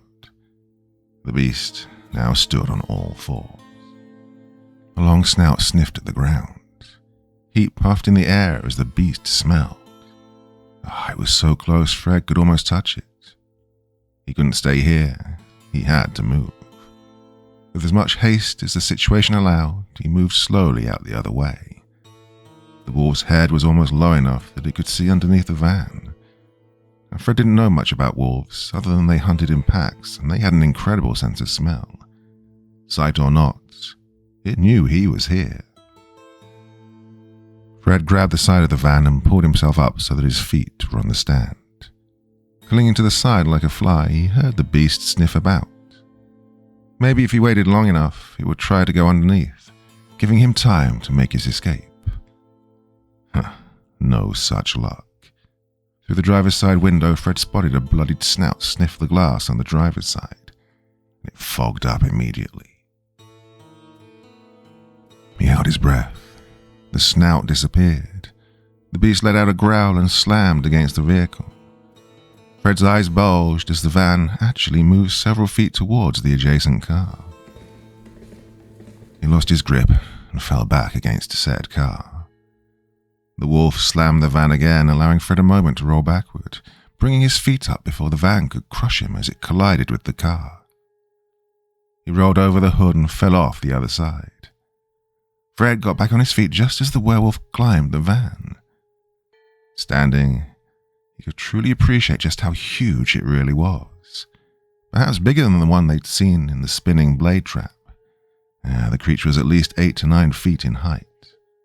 His body was emaciated to the point where he could see its rib cage. Though thin, its arms were powerful enough to rend a body to pieces. Talons as long as Fred's hand seemed too large for the creature's body, yet they moved with amazing dexterity. Like the others, it was completely hairless, yet coiled with muscly sinew. Well, this was an alpha. Somehow he just knew. The alpha reared back its muscular neck to let out a howl, as if to signal to the others that prey was near. It was greeted with another howl, and then another. Finally, Fred just started to run. Well, it would be impossible to describe the feeling of knowing an apex predator was hunting you. Fred had several points in his life where he'd faced death. A deal gone wrong, a gang incident, some asshole trying to shake him down on the street. But none of them would ever compare to the sheer dread that filled his chest at that moment. Gangbangers and crackheads may try to kill you, but at least they won't eat you. Eaten. Well, it's a primal fear that went back as far as humans have existed. The notion that you are at the bottom of the food chain, that you exist solely for the sustenance of another animal, one far larger, meaner, and hungrier than you. Fred could never put into words the fear he'd felt at that moment. Even Neil, arguably the smartest person he'd ever known, would stumble with the attempt. He heard the beast's pursuit, could feel the ground vibrate with its heavy steps. Fred ran around the cars, knowing he'd never outrun the beast on flat ground. He began to bob and weave, using the cars as obstacles to slow it down. At one point, the beast hopped onto one of the cars and jumped. Fred had just enough time to duck as it took a swipe at him, tearing a long gash into the hood of a car and causing the alarm to go off. Oh, fuck me. Fred scrambled to his feet and took off without looking back. The Alpha slammed into a parked car, causing it to slide into Fred. Stumbling, Fred had enough sense to roll along the pavement, an instinct which saved his life as he found out when his roll took him beneath the car. A long clawed hand reached out to grab him, but it smacked into the bumper instead. Enraged, the Alpha began to shake the car violently. One would think it intended to throw it into the air. Fred began to crawl toward the next car, using it as cover. Well, it went on like this for some time, the beast slamming the cars together while Fred desperately tried to crawl, scraping his already wounded hands and tearing up his clothes. Only when he reached the end of the line, where the cars came to a stop, did he realize his time was up. Across the way he noticed an SUV with an open window. Throwing all caution to the wind, Fred got up and ran as fast as his legs would carry him, which wasn't much. He was tired from all that running. His heart felt like it would give out. He just wanted to feel safe, to have something between him and his pursuer. With his last bit of energy, he leaped into the open window, or tried to. His lower half hung outside, and he desperately tried to pull the rest of him through. At any moment, the beast would tear into him, would pull him out and devour him. Fred persisted. He collapsed inside, shriveling up on the floor and holding his breath. His chest beat so loud he was afraid it would give him away, not that it needed to. The Alpha could probably smell him even now and would be bursting in at any moment. Fred didn't know what to do. He needed to rest. He needed time to think. The girl was waiting for him to make up his mind. She was hiding behind the second row of passenger seats. Fred spotted her eyes, watching him from the darkness. They blinked as if confused. She held up a finger, urging him to keep quiet. The Alpha was approaching the SUV. From the opening, Fred spotted the long snout sniffing the air. It knows I'm here. Fred prepared for the end. At any moment, a long arm would reach him and pull him out to be devoured. He prepared himself, knowing full well death was right outside the door. Moments passed, and the beast pulled away suddenly, growling in contempt as it moved away from the vehicle. Elated, exasperated, and a little more than confused, Fred looked at the girl. She seemed to be listening to make sure the beast was far enough away before speaking. I think it's gone. Her voice was muffled behind her mask. You think? You want to stick your head out and look? I'll wait. Oh, please don't be a bitch. I really can't handle that now. You're welcome. She sat up, seemingly confident the Alpha had wandered far enough away. Fred followed suit, took special precaution given he was closest to the open window. Put as much distance as he could between them and turned to find the girl looking out back the window. Immediately, he recognized her. She'd been part of that all-girl group wearing masks that covered everything but their eyes. She'd been studying the other teams just like he had. You're that girl. That's your pickup line? She turned to face him. Even with the mask on, he could see that her face was thin, almost gaunt, though her eyes were a vivid shade of green. Well, she looked to be recovering from something, though whether it was drugs or alcohol consumption, Fred couldn't tell. Her voice was surprisingly deep given her thin frame, almost husky, with a drawl that signified she was from out of town. I'm not picking you up, he said as he moved to the back seat, which was as far away as he could get from the open window. No sooner had he done so when the girl pointed a spray can at his face. Fuck. Fred held up his hands. What are you... I don't know who you are, so back off. Lady, I'm trying to stay alive. That thing could be back any time. Well, not with this. She eyed the can. Werewolf repellent. Wait, what? Or something like it. My own special blend. Used to keep mutts like that from hurting my sheep back home. Thought I'd give it a try here. Well, you mean that actually works? She scrutinized him in a way that made Fred feel small, almost childish. Yeah, she said slowly. Why, what you got? What did he have? The lighter he had wouldn't be much use against the alpha, and he'd left the metal bar embedded in the shoulder of that naked asshole. Nothing. Then don't judge. Just saved your life. Fine, well, thanks, She stared at him. Beth. Fred. She lowered the spray can. Hi, Fred. Fancy meeting you here. And that's your pickup line. Well, it's been a hell of a night. Just trying to lighten the mood. She glanced outside the window. Anyone else with you? His eyes widened. Oh, shit. Neil. Mike. Friends? Yeah, he stuttered almost involuntarily. This night may have changed all that, though. I mean, what kind of asshole puts his friends' lives at risk because he made a mistake? You sure? Beth asked, as if catching on to this. We got separated. That thing, it chased us and, He stopped. Hold up, where's your team? She shrugged. Lost. Dead. Don't really care. Her response was so callous that it made his blood run cold. It's like he'd escaped one monster just to be trapped with another. Damn. Seeing his face, Beth smirked. Look, they weren't my friends. The hunt requires 3 people, so we teamed up, and that's it. I lost him in the junkyard when those things started chasing us. Whatever happened, happened. She peeked outside the window again. We can't stay here. Why the fuck not? Because that thing's gonna be back, with friends. Wolves are pack hunters. How many are there? She shrugged. I saw 3 so far. You? Yeah, the same. Well, maybe it's just them, if we're lucky. She and Fred had 2 very different definitions of luck. She climbed over the seat to the middle row.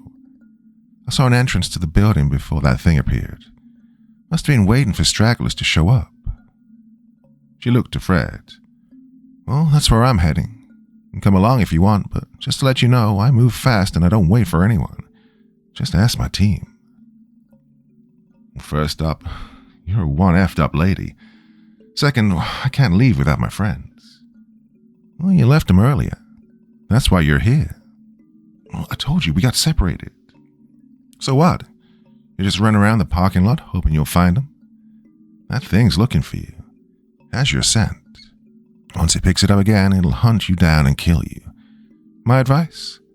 Come with me and try and reach the top. Stay here and pray the repellent lasts through the night. Or die. She reached for the door handle then. Doesn't matter to me. What the hell is wrong with you? I'm here to win. She looked back. Are you?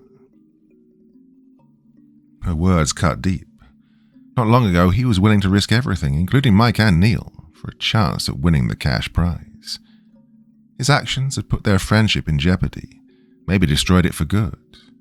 But Taxi was ruthless and would do things Fred couldn't even imagine if he didn't pay back the money he owed. He had to win. He had no other choice. Well, she asked, waiting by the door. I want to win.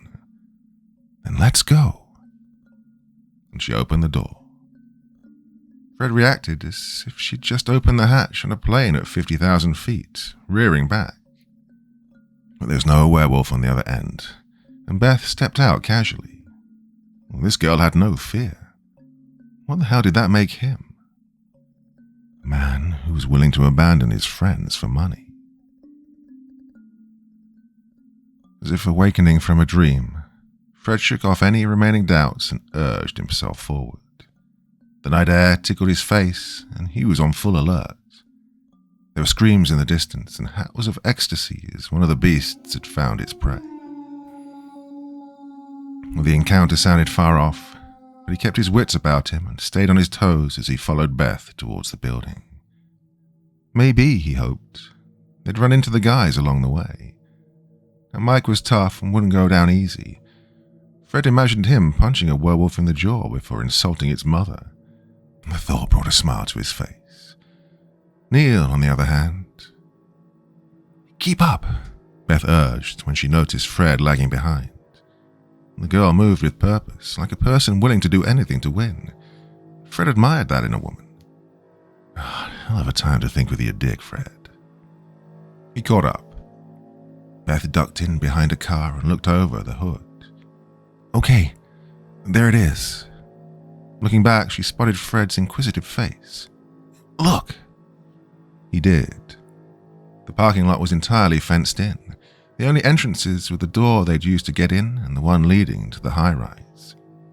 Unlike the prior entrance, this one had no door, only a series of broken bottles hanging from wires. Ducking back, Fred said, I don't get it. It's a trap, Beth clarified. A half-baked alarm to warn of intruders. I use something like this back home. Not the most reliable home security system, though. Hard to tell what's what when the wind's blowing. Well, it's the only way in. Yep. So, what now? Now, we wait. Beth turned and squatted beside the car. Prey's bound to come along eventually. Rather it not be us. Are you serious? Deadly. Need to be if you want to live. Fred couldn't believe it. Those things are out there. You won't have a sit down. We should just have stayed in the car. Go back if you want. That thing would tear the roof off the way you do a jello seal. Being out in the open's better. God, if I knew you'd complain this much, I would have left you behind. Taking out the repellent, she sprayed the air around them.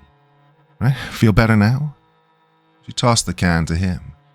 Here, just so you'll stop whining. Fred looked at the spray can like he'd just been handed a pacifier. Indignant, he asked, won't that just attract them? He shoved the can inside his pocket anyway, feeling somewhat safer though unwilling to admit it. So you're the wolf expert now. Fred was on the verge of pulling his hair out. The bitch was either crazy or just didn't give a shit. Maybe both. What kind of fucked up farm did you grow up on? We're being hunted by goddamn werewolves and you act like it's nothing. Biggest mutt I ever saw was a pit bull. It never tried to eat me. Mustn't have been hungry enough. Beth glared at him. Any animal will eat anything if it's hungry. I've seen a dog eat a man's face. He died days before. Hadn't fed the dog since then. When we found him, half his head had been chewed off by man's best friend. You think it cared that man took care of him all those years? She smirked.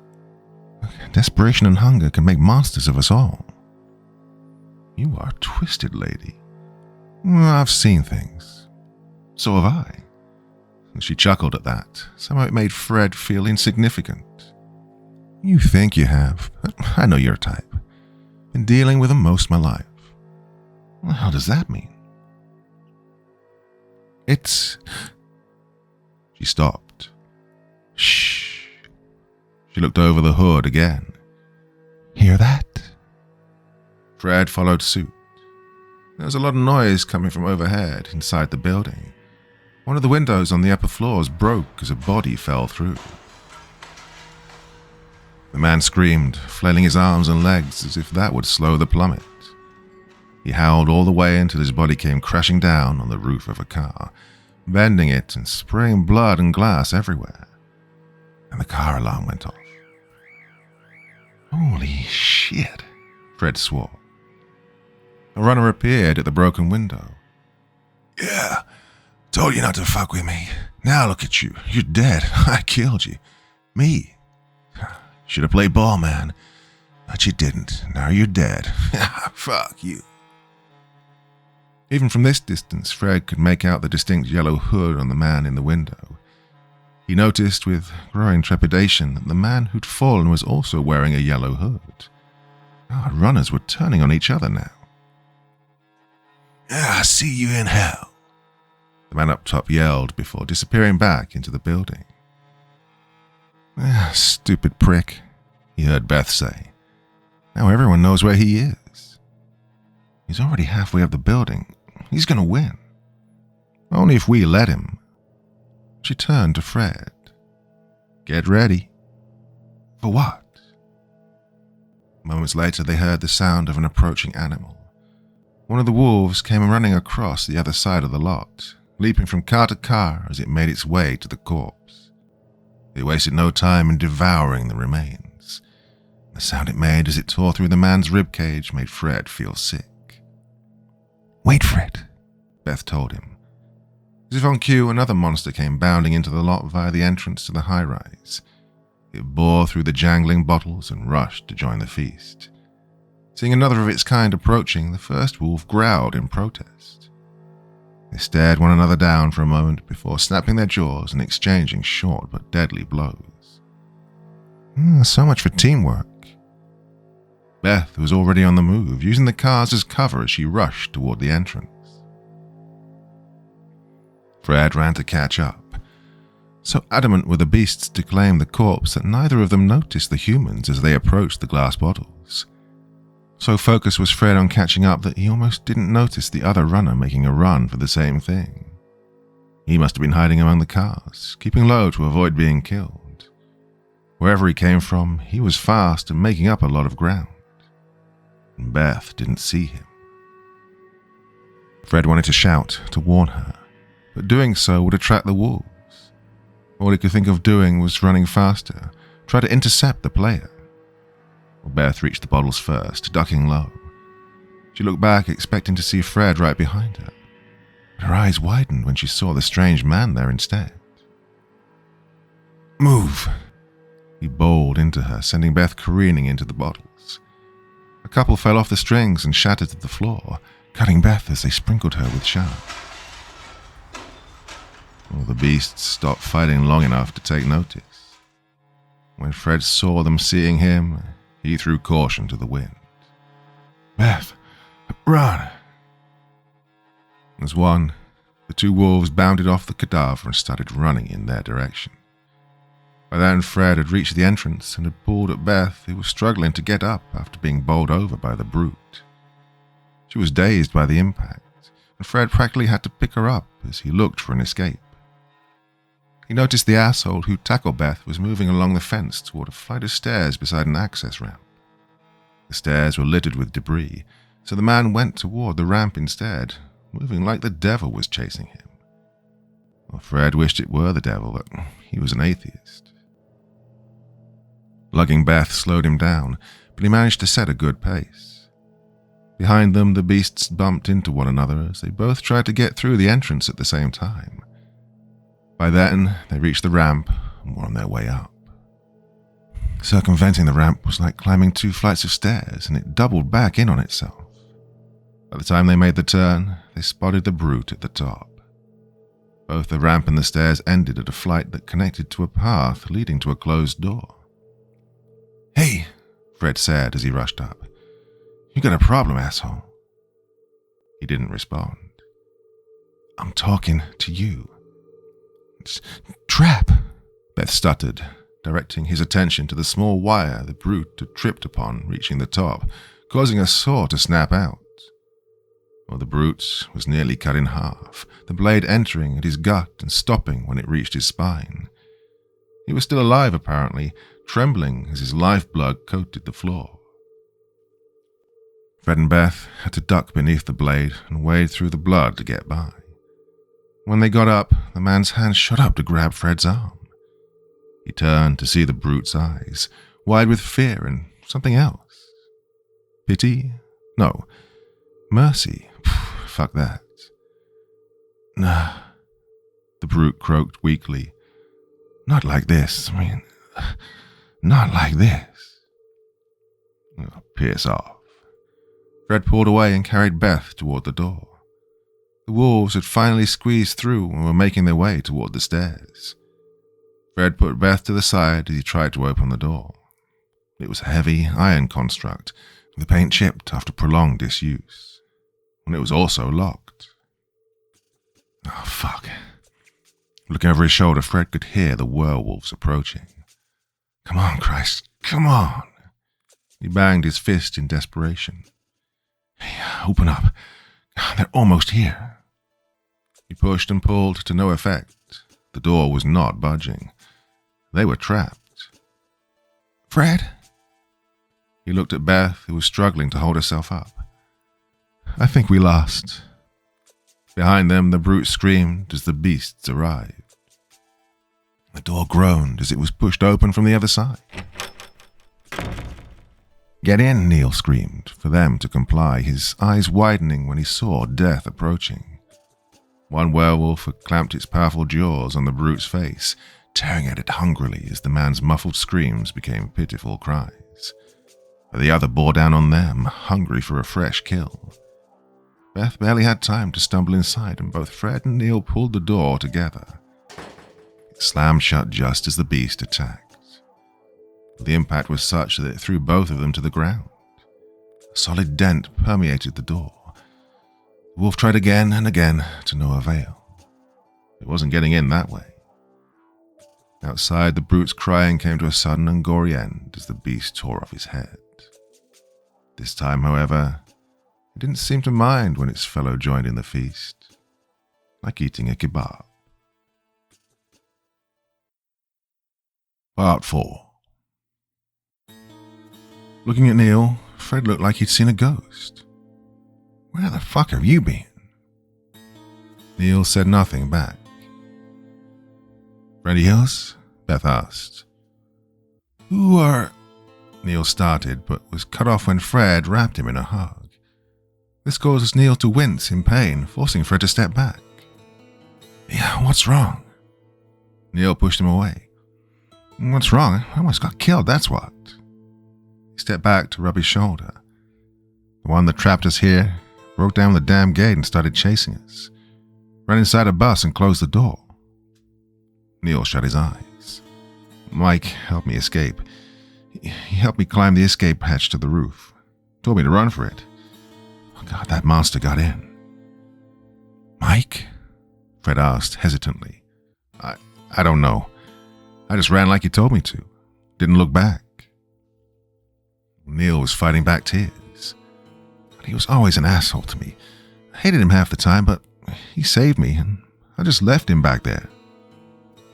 Oh, God. Fred looked up at the ceiling. Mike. Where were you?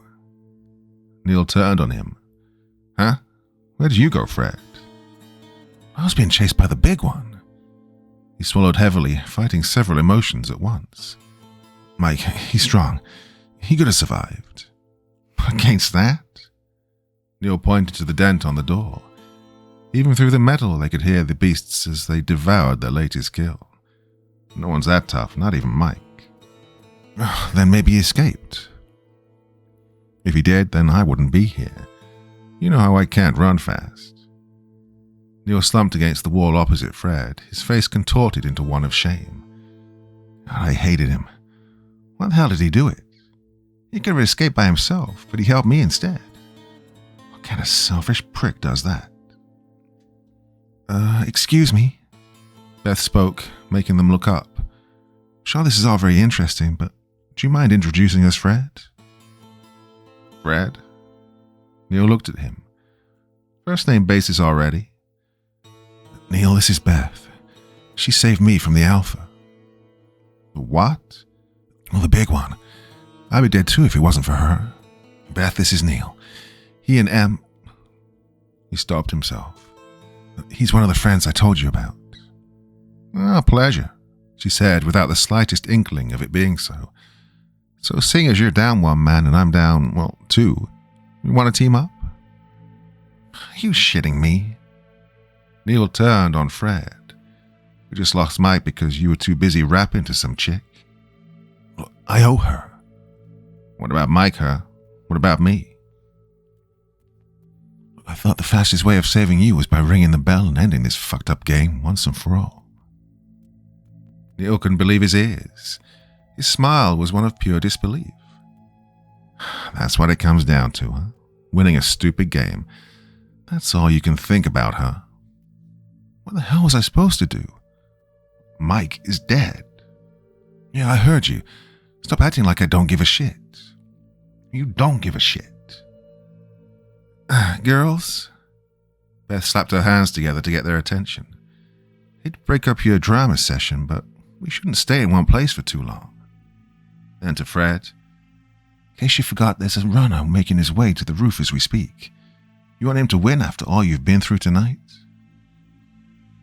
You acted like it was nothing to worry about. There's never anything to worry about until there is. And she headed down the hallway, leaving the boys to wallow among themselves. So what? Your new girlfriend's calling the shots now? Ignoring him, Fred followed suit. Neil eventually fell in line, though he kept some distance back. The hall was lit by fluorescent lamps which illuminated dilapidated walls filled with mold and cracks.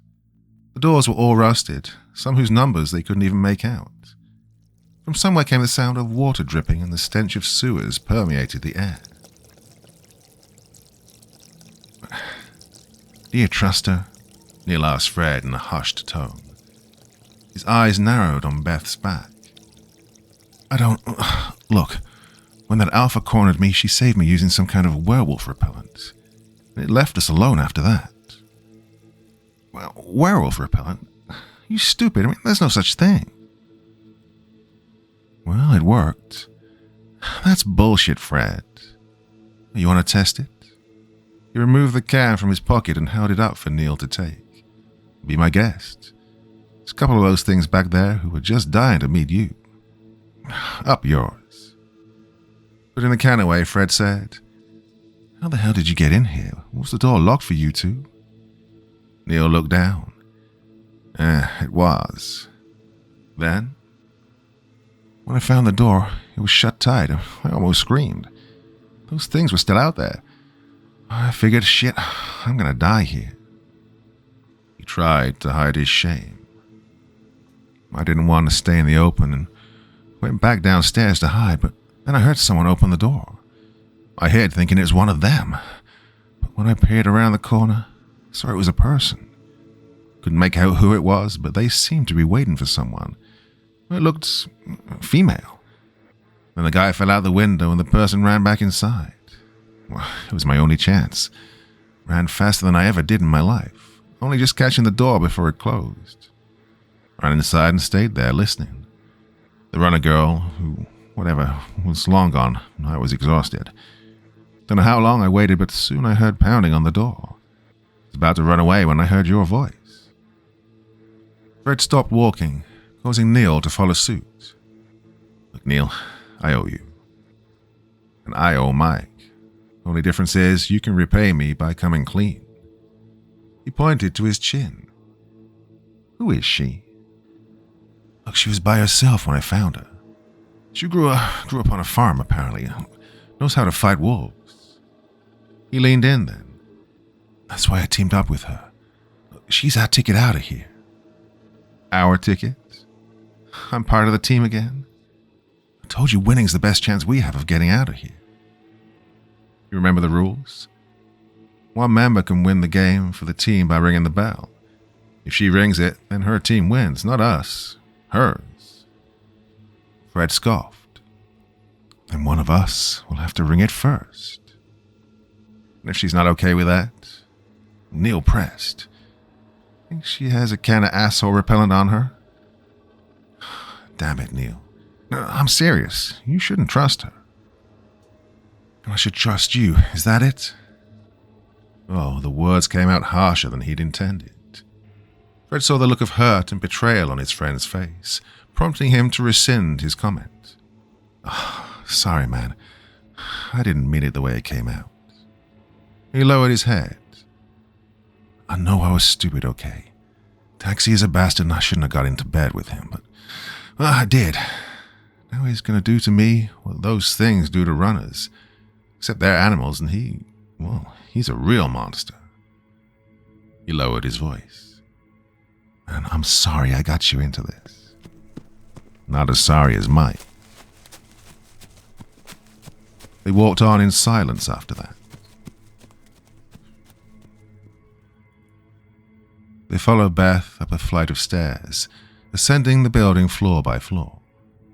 They came across the body of a runner whose head had been bashed in by something heavy. Beth studied the corpse a moment, her face inches from the ruined mess of someone's cranium. Dude. Neil did a terrible job of hiding his disgust. What are you doing? Studying, she said. Judging from the angle of the hit, the swing came from the left of the head. The attacker must have been the same size, otherwise the attack would have come to the top of the head. Is she a detective? Neil asked Fred. He shrugged. Knowing what you're up against is how you survive. Example. We know whoever did this used some kind of blunt object as a weapon. This head was hit multiple times, meaning it took several hits to kill this asshole. This means the weapon was heavy enough to break the skull, but not large enough that it could do so in one hit. So, I'm thinking, brick, hammer? So, somewhere in this building is a brick holding a brick or a hammer, Fred surmised. Damn, and I forgot my helmet. Was that a joke? Beth said. Well, it's 3-1, so I like our chances. But we don't know how many runners got inside. Well, there's that guy who threw his friend out of the window. Fred thought about it. You think this is his other teammates? No yellow hoodie. How can you tell? Fred asked. It's all covered in blood.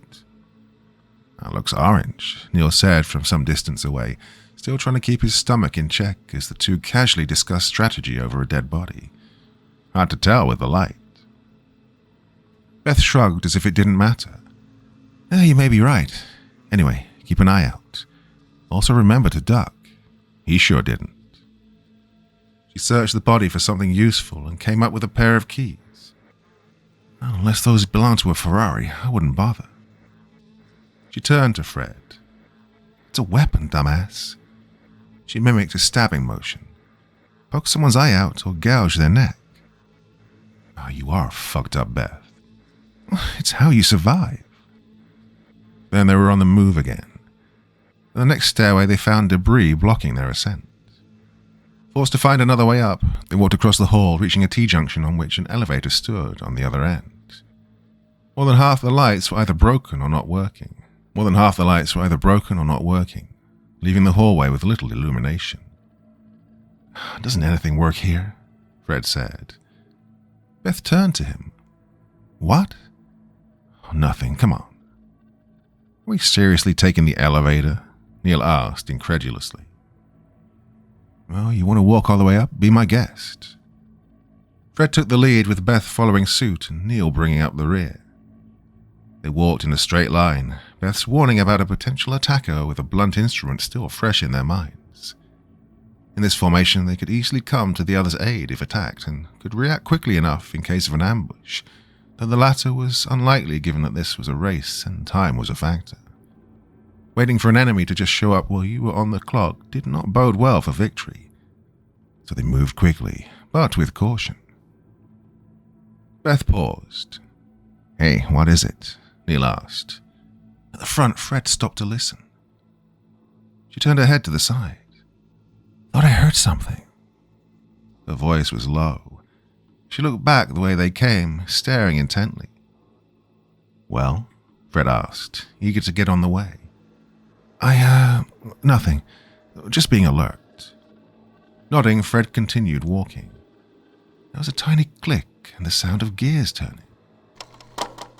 Fred!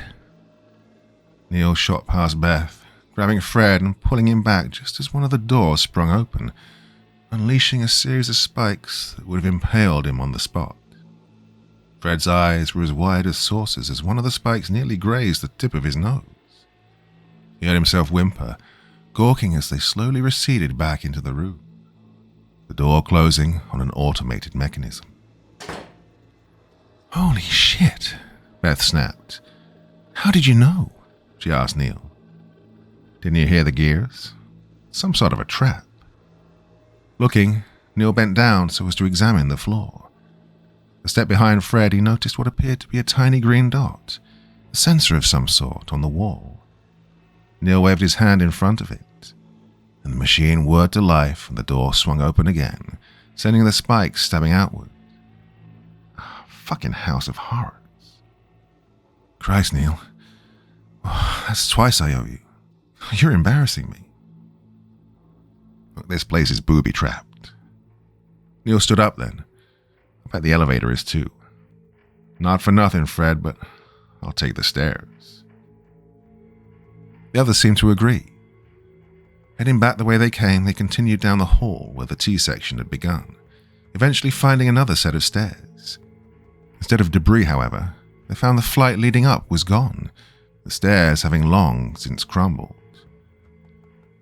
Eat me, Beth cursed. Well, it's like they want us to try and walk through the hallway of death. Fred sighed loudly. This night was getting better and better. Seriously, I think climbing outside the building is the safest way to go. I just want to find a room and hide. I don't care who wins anymore. I just want this night to end. Neil grabbed at his hair. This is so fucked up. Easy, boys. We're still in this. I'm not, Neil said. You always give in this easy. He glared at Beth. I don't have to prove anything. Neil, Fred said to get his attention. She's crazy, Fred. I'm not crazy, Beth snapped. Beth? What? Fred held up his hand to silence them both. Just let me think, all right? Then came a thump from below. Someone was whimpering. Neil mouthed, "What was that?" They all leaned over the broken banister, eyes fixed 2 stories below where the next floor began. A figure slowly appeared. It was a man, wounded, clutching his stomach as his innards hung from a wicked gash. He was losing a lot of blood. How he'd managed to get this far was anyone's guess. Help. His voice was small, and it took effort for him just to speak. I can hear you. Using one arm, the man pulled himself onto the first step. He turned his head as far as it would go, eyes pleading for their aid. He opened his mouth. His final words turned into a scream as something big, pulled him out of view. The trio looked on in stunned horror as a fountain of blood splattered the steps, the man's cries gurgling to an abrupt end. Frozen in place, they remained silent as they heard heavy breathing. An image came into view, a large lupine head with blood covering its muzzle. Fred's face contorted into pure horror. The Alpha. Fred motioned for them to retreat back down the hallway. Moving as fast as they could, they made it to the T-junction when Beth called for them to stop. Another werewolf was sniffing at the end of the hall. Looking up, its yellow eyes leered at them menacingly. How the fuck are they getting in? Fred cried. Behind them, the Alpha had reached the top of the stairs and started to bound in their direction. Fred pushed them. The elevator, now. But the traps, Beth protested. Look for sensors, Neil cried. And this time he took the lead, jumping over the sensor that Fred had triggered earlier. The others followed his example. Behind them, the Alpha and its cohort had reached the T-junction. Seeing its prey, the smaller of the two quickly bounded after them. The Alpha, while scrutinizing, kept a safe distance. Only when the first werewolf had triggered the trap, impaling itself on the spikes, did it realize its caution was well-founded. Reaching the elevator, Beth, Neil, and Fred looked back in time to see this beautiful sight. Yeah, that's what you get, asshole. Fred was ecstatic. Beth whooped. Neil was the only one with sense to push the elevator button. The spikes retracted, dragging the animal's corpse back into the room with it. Only when it shut did the alpha make his move. Their continued horror and amazement, the large beast used its powerful arms to pull itself onto the ceiling. It then righted itself so that its body was, from their standpoint, upside down. It then began to crawl across the ceiling like some giant vermin, making its way toward them. Oh, come on, Fred yelled. Neil kept punching the elevator button. It's not working, he stressed, biting his teeth. You're not doing it right. How do you fuck up pushing a button? Oh, come on, hurry up, Beth pleaded. The alpha was already halfway to them. Chips of stone and plaster fell to the ground, the hull shaking as it built up speed, sensing its prey was trapped. The doors slid open. Got it. Neil jumped in first, followed by Beth and then Fred. Neil pressed the button for the top floor before rapidly tapping the one to close the door. But the door stayed open. The alpha was almost upon them. Shit! Neil kept screaming. Fred pushed him away and slapped the button beside the one he was having trouble with. The door slid shut just as the alpha came crashing to the ground, emitting a howl of outrage at their sudden escape. Neil looked at Fred, who simply shook his head. You were pressing the wrong button, dummy. Realizing his mistake, Neil felt his face redden. Oh, shit. Well, that's how you fuck up pushing a button. We're even now. Fixing his glasses, Neil asked, What? 2 and 2. Next win sees the loser buy the other a Coke. Fred looked up as the elevator moved. The elevator shook as it continued its slow ascent. He prayed that the damn thing held together. Still in disbelief, Neil hunched over as he spoke. Oh God, I'm stupid. You're human. You deal with it and move on. That's what Mike would do. Neil looked at him again. This is for him. All the hits he took for us, all the fights we won because he was there. I owe him more than I want to remember.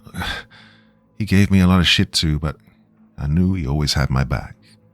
Just like you did. Fred sighed. I am sorry for all of this. Ah, jeez, Beth began. You two aren't gonna fuck now, are you? The boys looked at her. No. Well, good, because I'd hate to feel left out. And the elevator shook. Either this is the slowest elevator on record, or the building's a lot taller than I remember.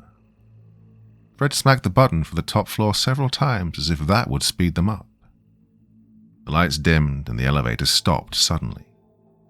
The panel indicated they had 2 stories to go. Beth shoved him aside, hitting the button. I think you broke it. Nice. To hell with this. He tried to pry the door open with his bare hands. Damn it, Neil. Help me with this. Together they managed to pry the door inch by inch. They were stuck between floors. The lower half opened to utter darkness with only a single light flickering in the distance. The upper floor wasn't much better, equally desolate and smelling of mold. Naturally, they chose the top. The closer they were to the finish line, the better. Fred hopped up first to take a look around. Right, it's clear. Beth came up second, crouching beside him as if readying for an attack. Well, those must be some wolves, he said. I have to visit your farm one day. You should. You guys can flirt later. Move out of the way. Neil was complaining now. Well, unless you want to find a room. Fred offered him a hand up. Oh, your hotel sucks, man. I complained to the management. I just work here. No sooner had he pulled when another hand grabbed his ankle. Neil fell backward, his head hitting the elevator floor, dazing him. "Neil!" Fred jumped back inside, thinking a werewolf had got him. Turned out it was something just as ugly, though far smaller. The last surviving member of the yellow hoodie gang, his face covered in blood, was pulling Neil into the floor below. Reaching over, Fred tried to punch him in the face, but couldn't get a good angle. Neil cried out as he was pulled off the elevator and into the darkness. "Neil!" Beth cried as the elevator sank down to the next level, the lights flicking on and off a couple of times before going dead entirely.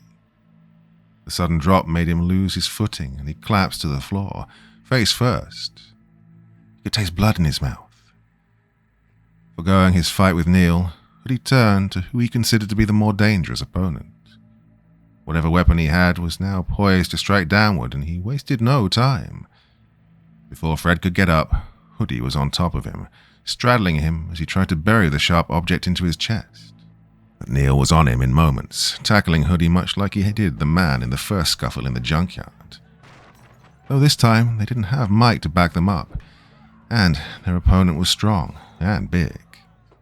But it was 2 against 1, and the friends pressed their advantage. Neil kept punching at Hoodie's face while Fred struggled to push him off. Tired of getting jabbed, Hoodie reared back, headbutting Neil in the face. Blood splattered out and he fell backward, clutching his flattened nose. And this allowed Fred to push Hoodie off of him, though he swung the object, knife maybe, with deadly skill and precision. No novice to street fighting, Fred could hold his own, though he hated to fight in the dark. Desperate, he pressed the attack. Well, the fight took shadowboxing to a whole new level. Occasionally there'd be a flash as the light from down the hall would glint off the knife.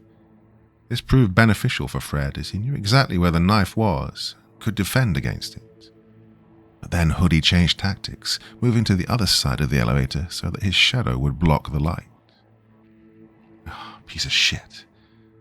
Fred realized his mistake too late, as speaking out loud let his enemy know exactly where his mouth was, and he angled his next attack for Fred's neck. He dodged just in time, smacking right into the wall. Hoodie moved in, but Fred kicked out, catching him, he hoped, in the groin. With Hoodie doubled over, Fred jumped on him, but the man possessed incredible strength and shoved Fred right out of the door. He stumbled to the ground. Outside the lift, Hoodie had more room to move, more space to swing that knife of his. Well, things just went from bad to worse. It was at that moment, just as Hoodie was stepping off the elevator to continue the fight, that he spotted Neil's shadow crouching beside the entrance. Just as Hoodie stepped off, Neil tackled his legs, stumbling the large man. Seeing his chance, Fred got up just as Hoodie grabbed Neil by the hair and started bashing his head against the wall. Fred leapt, bringing both his knees up, slamming into Hoodie while he was distracted. He heard something snap as they hit the wall, but it turned out to be the button console and not a rib. Still, the attack had stunned Hoodie enough that Fred was able to get a handle on the hand holding the knife. The 2 men began to struggle for control. "Neil," Fred said through sweaty teeth. "Bite his kneecaps or something."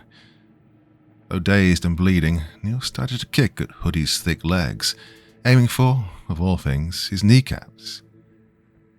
Close enough. The distraction proved fruitful, drawing Hoodie's attention away long enough for Fred to slam the man's hand down against his knee, dropping the knife. Fred quickly reached for it, but Hoodie was already on him, burying him beneath his own weight. He pinned Fred's face to the floor and grabbed his head. Hoodie started to bash Fred's face against the floor then. Fred's vision started to wane after the second hit. "Stop!" The bashing ceased. Hoodie remained perfectly still. He couldn't see it, but Neil had managed to grab the knife and was holding it to Hoodie's neck. "Let him go." Hoodie complied. Oh, Fred never knew what a splitting headache was until that moment. He felt Hoodie's weight leave him, and he struggled to get to his feet, succeeding only as far as his knees. A trickle of blood blinded him in one eye, and he felt his forehead to feel the warmth of his own life on his face. Through his other eye, he spotted the large man still on his knees, with Neil holding the knife at his jugular. The slightest twitch would open the man's throat. "Hey, good on you, Neil." "Fred," Neil stuttered. "You okay?" "Yeah, I'll live. Thanks for the save." "Well, that's 3 for 3. You owe me a Coke." "Fuck you." But Fred had every intention on keeping his part of the bargain. Neil had earned it. Wiping the blood from his eye, Fred slowly worked his way to 1 foot. Only when he finally got to his feet did he realize just how outmatched he'd been. Oh, Hoodie was built like a linebacker. The man could have crushed him in a fair fight.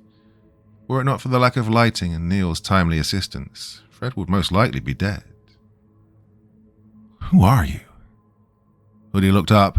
His dark eyes were black in the low lighting. "Fuck you." "Well, fuck you. I saw what you did to your friend, tossing him out the window. You know, if he was still here right now, you'd have won the fight. Maybe you don't know what a team is." "I don't give a fuck what you think, man." Hoodie's voice was deep but raspy. Judging from the blood on his clothes, he'd gone through the shitter. "It's life or death out here. Ain't that the truth?" Fred?" He could see Neil's frightened face as he spoke. What do we do with him?" Hoodie chuckled at that. "Your boy don't seem to understand the game." "Yeah, but I do." Fred moved like a cat, grabbing the knife from Neil's hand and shoving Hoodie down to the floor. All Fred had to do was lean in to puncture a nice clean hole through the man's throat, and it was game over. The two players stared at one another. Neil looked on in fear, too shocked to even react. "Well, I ain't begging," Hoodie said. "I don't want you to beg. I just want information. Why ain't you at the top yet? You just want to kill more people like you did your friend?" Hoodie smiled at that. "No friends in this world, man. Just those who die first and those who die later.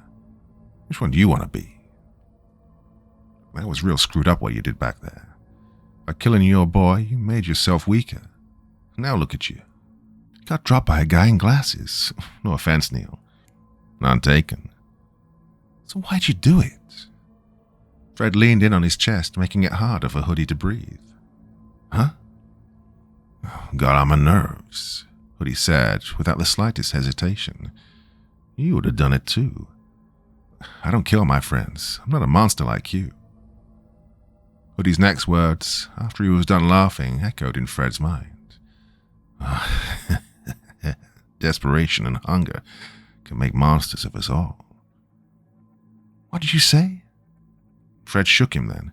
"Say it again." "Fred, who cares what he said?" Neil pleaded with him. "Let's get going." "Listen to your boy, Freddy. Time's a wasting."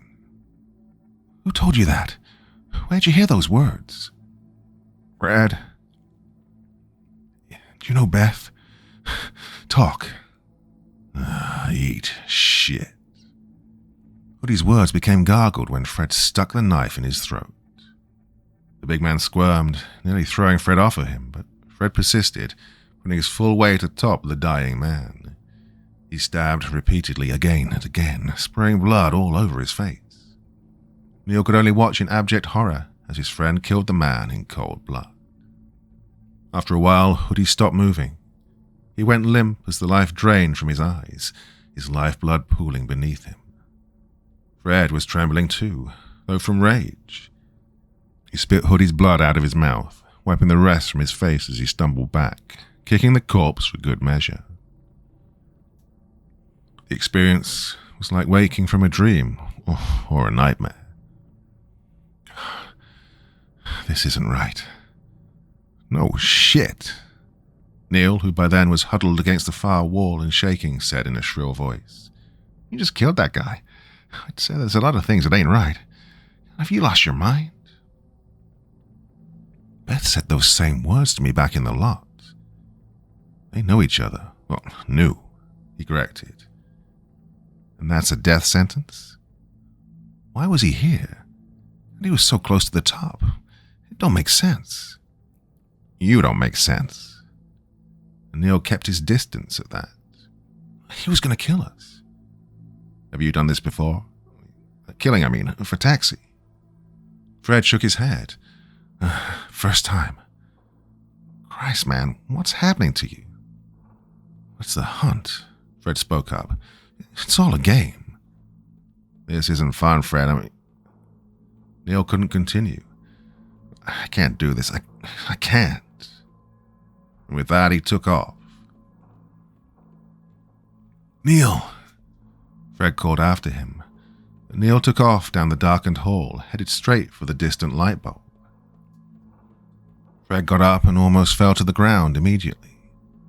The trauma from having his face bashed in had not fully subsided, plus the exertion from stabbing a human being to death did little to ease his already frazzled nerves. He knew he had to take it easy, but all he could think about was catching up to his friend.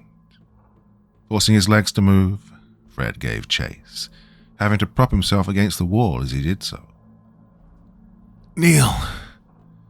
Well, he'd almost lost sight of him, which wasn't saying much given the limited visibility.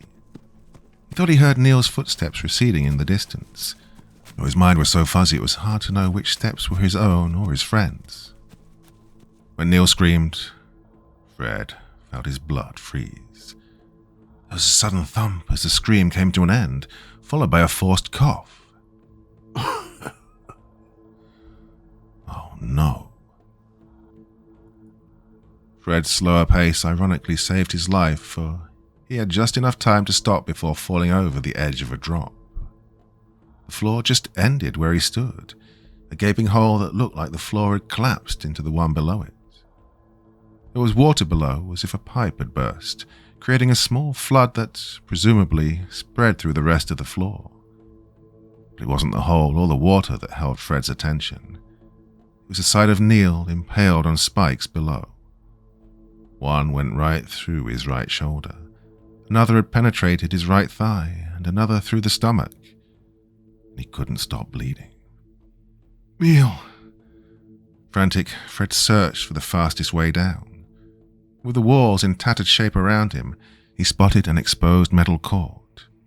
Fred angrily pulled at it until it came loose, pulling as much as he could until he had enough to at least avoid plummeting to the same fate as his friend. Even with the risks involved, Fred moved like a man possessed, determined to reach Neil. He jumped, causing the metal cord to rip from the wall. His momentum was such that he swung over the spikes, but only just, grazing the topmost with his feet. He let go as soon as he was clear and came crashing down to the floorboards, sending water everywhere. Though the spikes impeded his progress, he was able to make it to Neil, who was just on the edge of consciousness, his body going into shock. Oh man. Oh man. With budding tears, Fred could only look on as his childhood friend died before him. This is my fault. It's all my fault. He watched Neil's eyes turn toward him. The fall had knocked his glasses loose, and he tried to fix them on. Fred instinctively did it for him, as if nothing were wrong at all. Thanks. The hell are you thanking me for? I did this to you. Neil tried to laugh, but all that came out was a bloody cough. Hang on. I'm going to get you out. Fred leaned down, careful not to impale himself on the spikes, trying to get some leverage in an attempt to pull his friend free.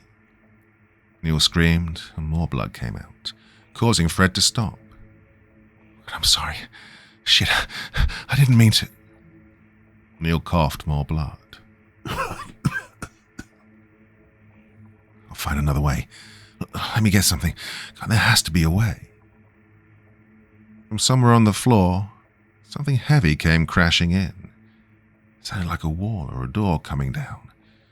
Then something snarled as it splashed into the water.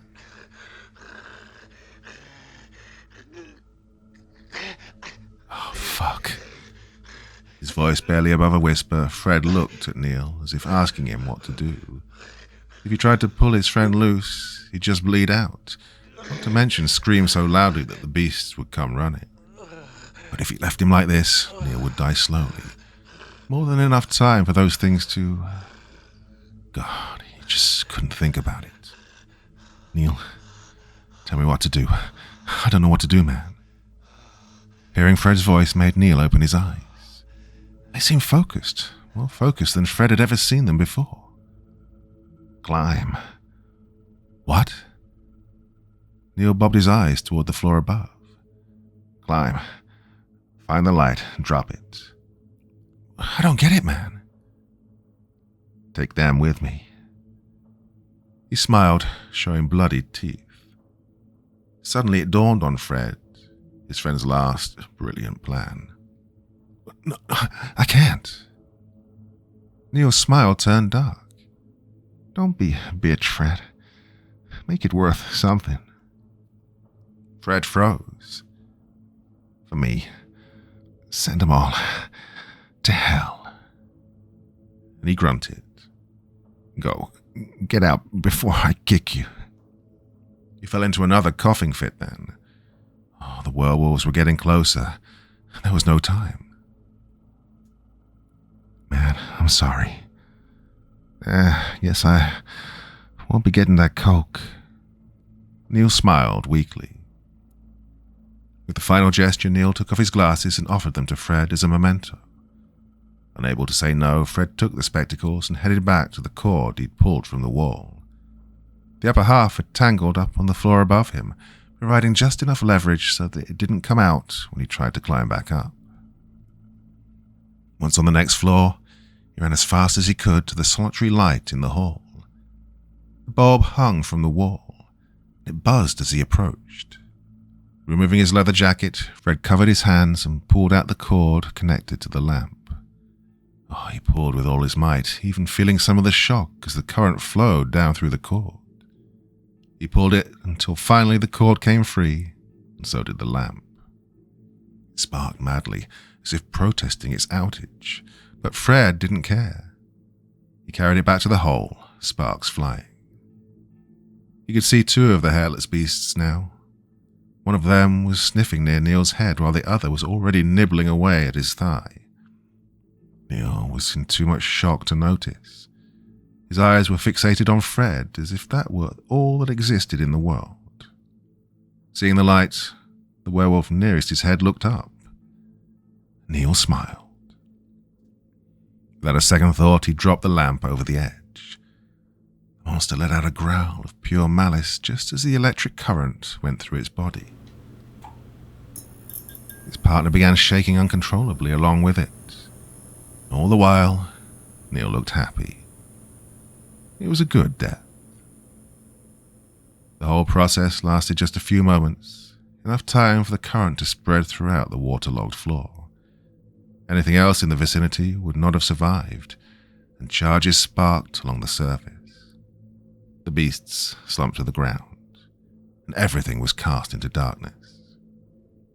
Fred stood there until it was all over, catching the final smile on his friend's face before it disappeared, swallowed by shadows.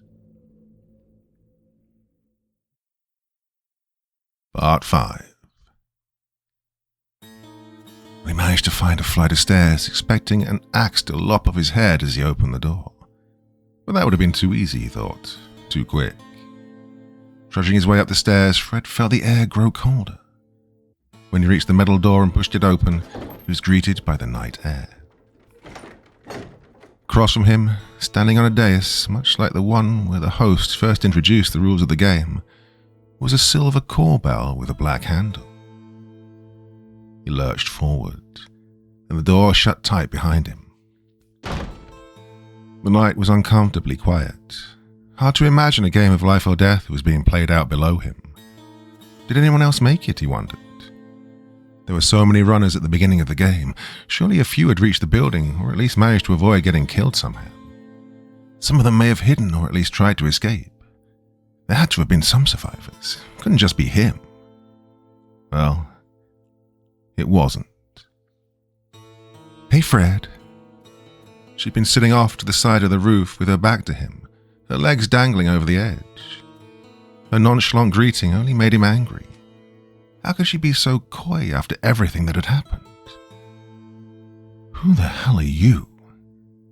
His voice dripped with venom, and slowly he made his way toward her. It wasn't the bell he wanted to ring right now. "Just a survivor like you. Though I've been doing this a bit longer." She put up her legs and turned around. "Congratulations. You win the hunt. Or you will as soon as you ring that bell, of course. Go on." And Beth stood up. "Fuck you and everything else about this game." "Language, Fred." And her eyes darkened. "I was starting to like you." "For the last time, who are you?" "I'm Beth." "No, you're not. You're with them. Whoever runs this game, the men in black, the wolves, you're in on it too. And I'll bet so was your team." "And?" She pressed. "Oh, the Yellow Hoods knew about it too. Or at least one of them did." And he felt his ire rising. "That's why he killed the others. They found out and he killed them both. I bet he worked out a deal with you, letting him win if he helped take out the competition, like that poor bastard with his head caved in." Fred took a step forward. "I killed the son of a bitch, stabbed him to death." He displayed the makeshift knife. Yep, with his own weapon. Beth shrugged. Win some, you lose some. In his case, he lost everything. "Well, unless you want to join him, I suggest you stop being a smug little bitch and start talking." "Fine, you win. I was in on it the whole time." "You were right. Happy?" "Happy? My friends are dead." "So are mine," she smirked. "You killed them." He froze then. "I stopped feeling them a while ago. Hell of a thing losing those closest to you. But then again, they weren't the best friends. Oh well, next time." What do you mean I killed them?" "Just that, Fred. You killed them along with your best friend." Reaching up, Beth removed her mask to reveal a patchwork of scar all over her face. All was self-inflicted. Well, helps you to blend in with the sheep. Pieces started to come together in Fred's mind, like looking at one of those magic eye books for a long time, only for the image to finally click. Well, you hated yourself for not seeing it sooner because you were too busy trying to make sense of it. And the more you tried, the harder it became. Sometimes you had to step back to take in the whole picture. There's no such thing as werewolf repellent." "Duh," she said. "The reason the Alpha didn't attack us in the car is because it smelled you." "Uh-huh. You were never in danger." "Well, some wanted to hurt me, but they knew better. The pups are the hardest to keep in line." She crossed her arms. "You may have run across a few of them in the yard. Too wild to fully understand what they're capable of. All they know is the pain and the rejuvenation that comes with killing."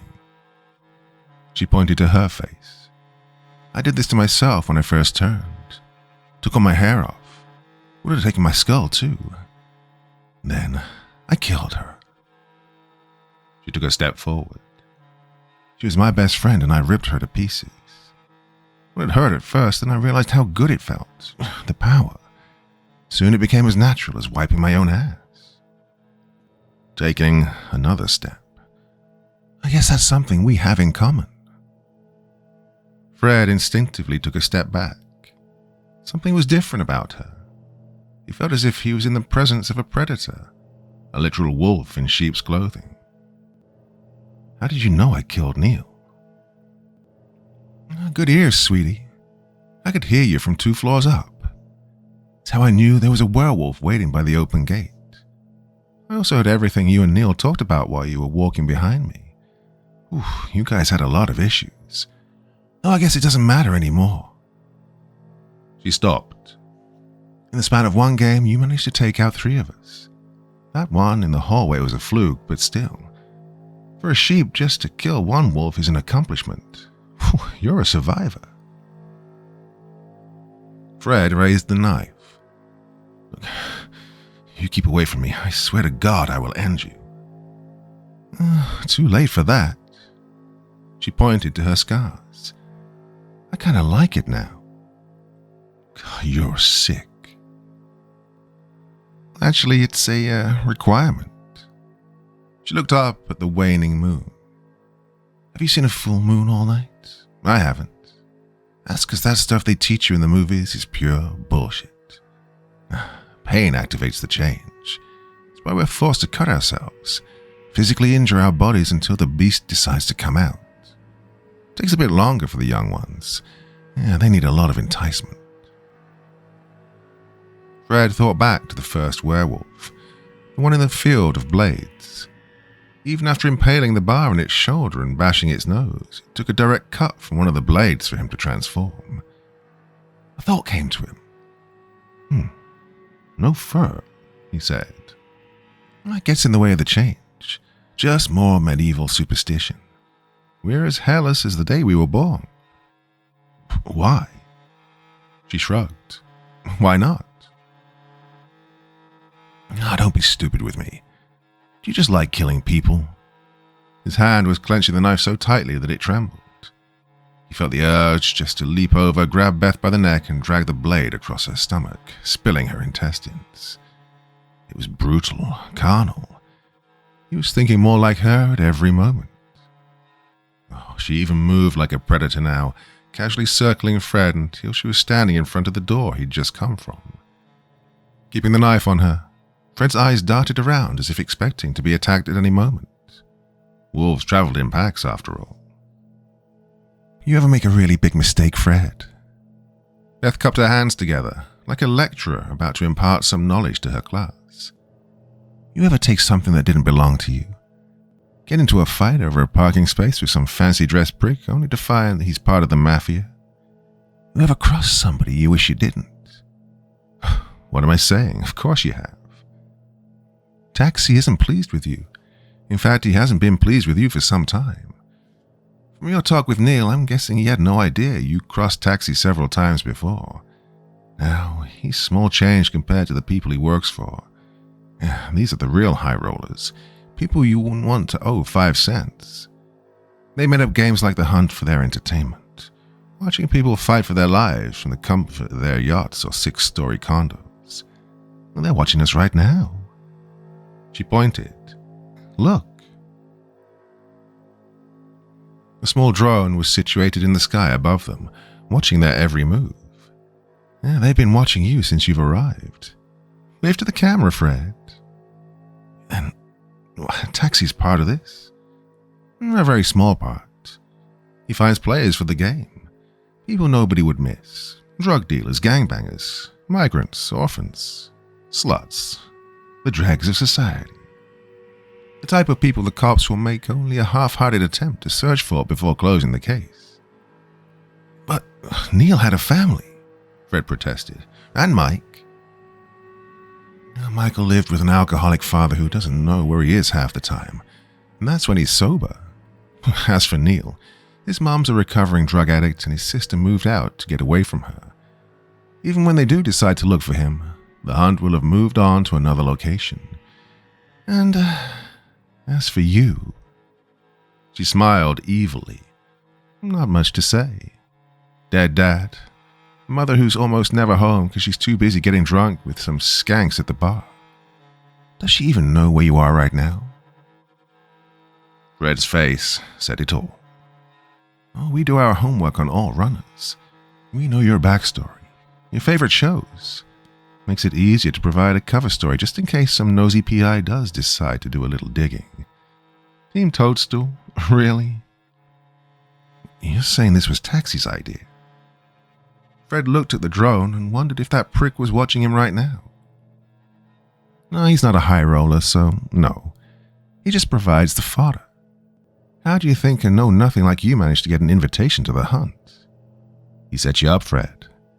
You think he cares about that courier bag you lost? Chump change compared to what we're paying him to send lowlifes like you to the game. He'll get his cut and then some, while you try to survive.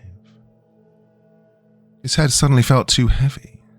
His chin lowered so that his eyes were squarely on the ground. And the prize money? Oh, it's real. How else do you entice a bunch of losers to risk their lives? No one would participate if they thought they'd just get a "I survived the hunt" t-shirt at the end. But who gets the money? That's what's bothering you? Christ, Fred. You just fell headfirst into one of the biggest conspiracies in modern history and all you think about is money? You want it that much? She pointed with her lips.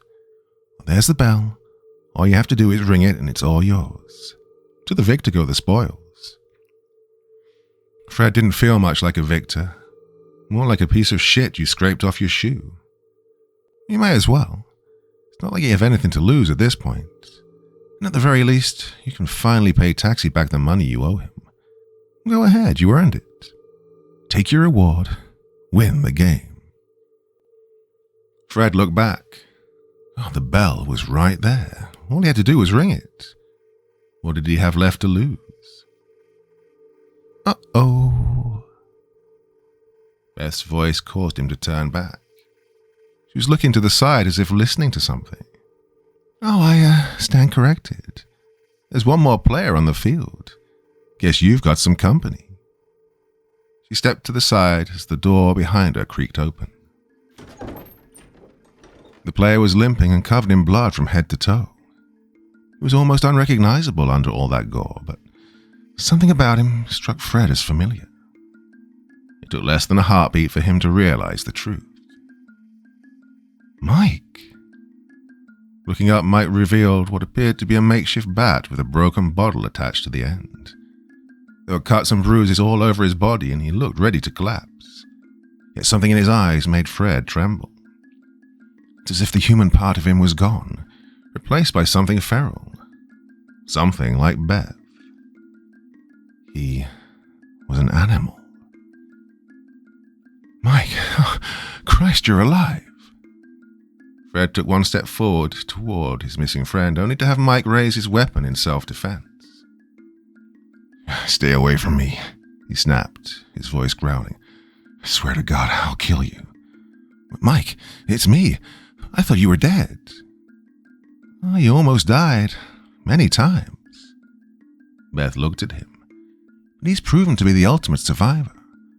All he has to do to win the game is ring that bell. After he goes through you, that is. Yeah, but the rules say only one player has to ring the bell to win for the whole team. Beth's voice was cold now. Oh, that's not how life works, hon. Well, the hunt is for keeps. One victor, one survivor. Looking at Mike, Fred realized what she meant. I'm not fighting him. I should think you'd be used to killing your friends. From the looks of it, Mike's been through the ringer. How about it, Mike? What do you have to do to get this far? How many people have you killed? Mike glanced at Beth as if noticing she was there for the first time. What the fuck are you? Oh, where are my manners? My name's Beth. Pleased to meet you. She's one of them, Mike. She's a werewolf. Seeing his chance, Fred pointed an accusing finger at Beth. She's not human. It depends on how you define human. Mike looked between them. Well, what? This is all a game, Mike. Some rich bastards get a hard-on watching us kill each other all night. Doesn't matter who rings the bell or wins the money. This is all for them. Fred dropped his knife. Well, I'm done being jerked around. By you, by Taxi. You can all burn in hell and eat every ounce of shit on the way down there. You hear me? Fred looked up and gave the drone the middle finger. Fuck all of you. You know, Mike, Beth said, if you win, all that money is yours. No need to split it 3 ways. There's a whole lot of things a guy like you can do with $1 million. Pointing at Fred. All that's standing between you and a new life is that guy right there. The one that put your life in danger just so he could pay back Taxi. The one who abandoned you in the parking lot because he wanted to win the game and... Don't, Fred pleaded. The one who killed Neil. You killed Neil? Mike gawked, some semblance of his humanity shingling through the haze of darkness that gripped his soul at that moment. Mike, here. Reaching into his pocket, Mike pulled out Neil's old glasses, all he had left of his friend. He was dying. Because of you. Fred's head shot up. I tried to save him. He ran off. I couldn't stop him in time. He fell. There was a trap. Oh, he'd be alive if it wasn't for you. Isn't that right, Mike? Tell me she's lying. You didn't. He wanted me to do it. Mike's voice was low now. Do you have any idea what the hell I've been through? Do you know what I did? His tone rose. I bashed a girl's skull in because she wouldn't shut up. I let those things eat a man alive just so I could escape. His face tightened at the proclamation. I didn't want to do it, but I didn't want to die. And you wanted to win, Beth said. Prove it. She pointed at Fred then. He owes you. Now, take it back. God damn it, I've had it with you. Fred reached for the knife and charged toward Beth. But Mike swung his improvised axe, far faster than a man at the point of exhaustion should be able to. Fred narrowly missed having his face taken off, only just dodging to the side. What the hell, Mike? It's all your fault. Then, raising the axe, Mike screamed, It's all your fault. And so began the final confrontation of the game. Realizing his friend was lost to his bloodlust, it was all Fred could do to keep from losing his head. Though injured and tired, Mike was taller and stronger, and he had a weapon with greater reach. His first swings were wide, easy to dodge, but Mike was a natural fighter. Between an abusive father and the streets, he'd learned how to handle himself in any situation. Changing tactics, he began to time his attacks, keeping Fred off balance as he moved in close. At one point, he feigned a swipe only to bring the butt of the axe up to clock Fred on the side of the head. Fred recovered, but only just long enough to get punched in the face. He rolled with the hit, a tactic he ironically learned from Mike during some sparring sessions, and grabbed some loose soot on the floor. As Mike approached, Fred threw the soot in the air, the cloud blinding Mike long enough to get a safe distance. He knew he should be fighting back, could have stabbed Mike a few times, but he didn't want to hurt him. Mike was angry, delirious. Beth had turned him against him. Though his actions may have had something to do with it as well, of course. Regardless, he wasn't about to kill his last remaining friend, not for some stupid game. Mike, stop it. You killed Neil. He wanted me to. He didn't want to be eaten alive. I owe him my life. I owe you an apology. Fred stood up then. I'm sorry for everything. I don't even care about the money anymore. I just want to get out of here. Too much blood. Mike swung around, forcing him on the defensive again. Don't make me do something stupid. Too late. Mike bum-rushed him. With his back against the edge and a sheer drop below, Fred could do little but resort to drastic measures. As his friend came in at him, Fred ducked and made to ram his legs like a human bowling ball. Mike was lucid enough to jump, which is exactly what Fred had intended. The plan was to put Mike off balance and, in attempting to run at Fred at full speed before stopping, had done just that. Mike stumbled, realizing too late what Fred had planned all along. He didn't roll like he'd feigned to do, but turned at the last second, swiping at Mike's legs with the knife. He'd aimed for Mike's thigh, the blade cutting deep and causing Mike to scream.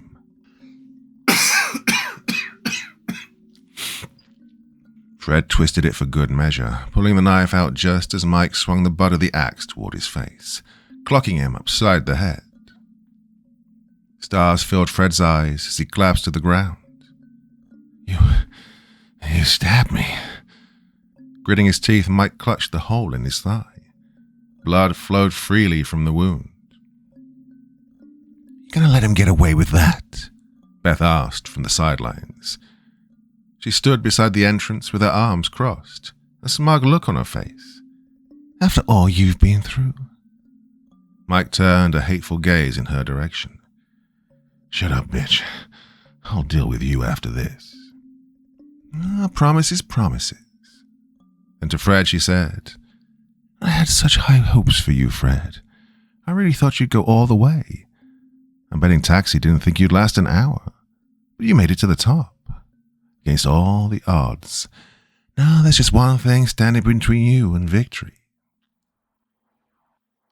Fred hated her voice, hated her face. He hated her accent. He hated the fact that she was still breathing. Rolling to his feet, he risked a glance in her direction. Oh, taking his eyes off of Mike proved to be a mistake, for the big man charged him again. The wound had slowed him just enough that Fred was able to tackle him before he swung the axe, putting both arms around his waist. Fred dug in his feet to stop Mike's momentum, but Mike raised the axe and brought the pommel down on Fred's back. He did this 3 more times, but Fred held strong. Get off me. Not until you stop being a dick. Oh, they're in love, Beth joked. The pommel strike to the back of Fred's head was enough to loosen his grip, and he fell, stunned.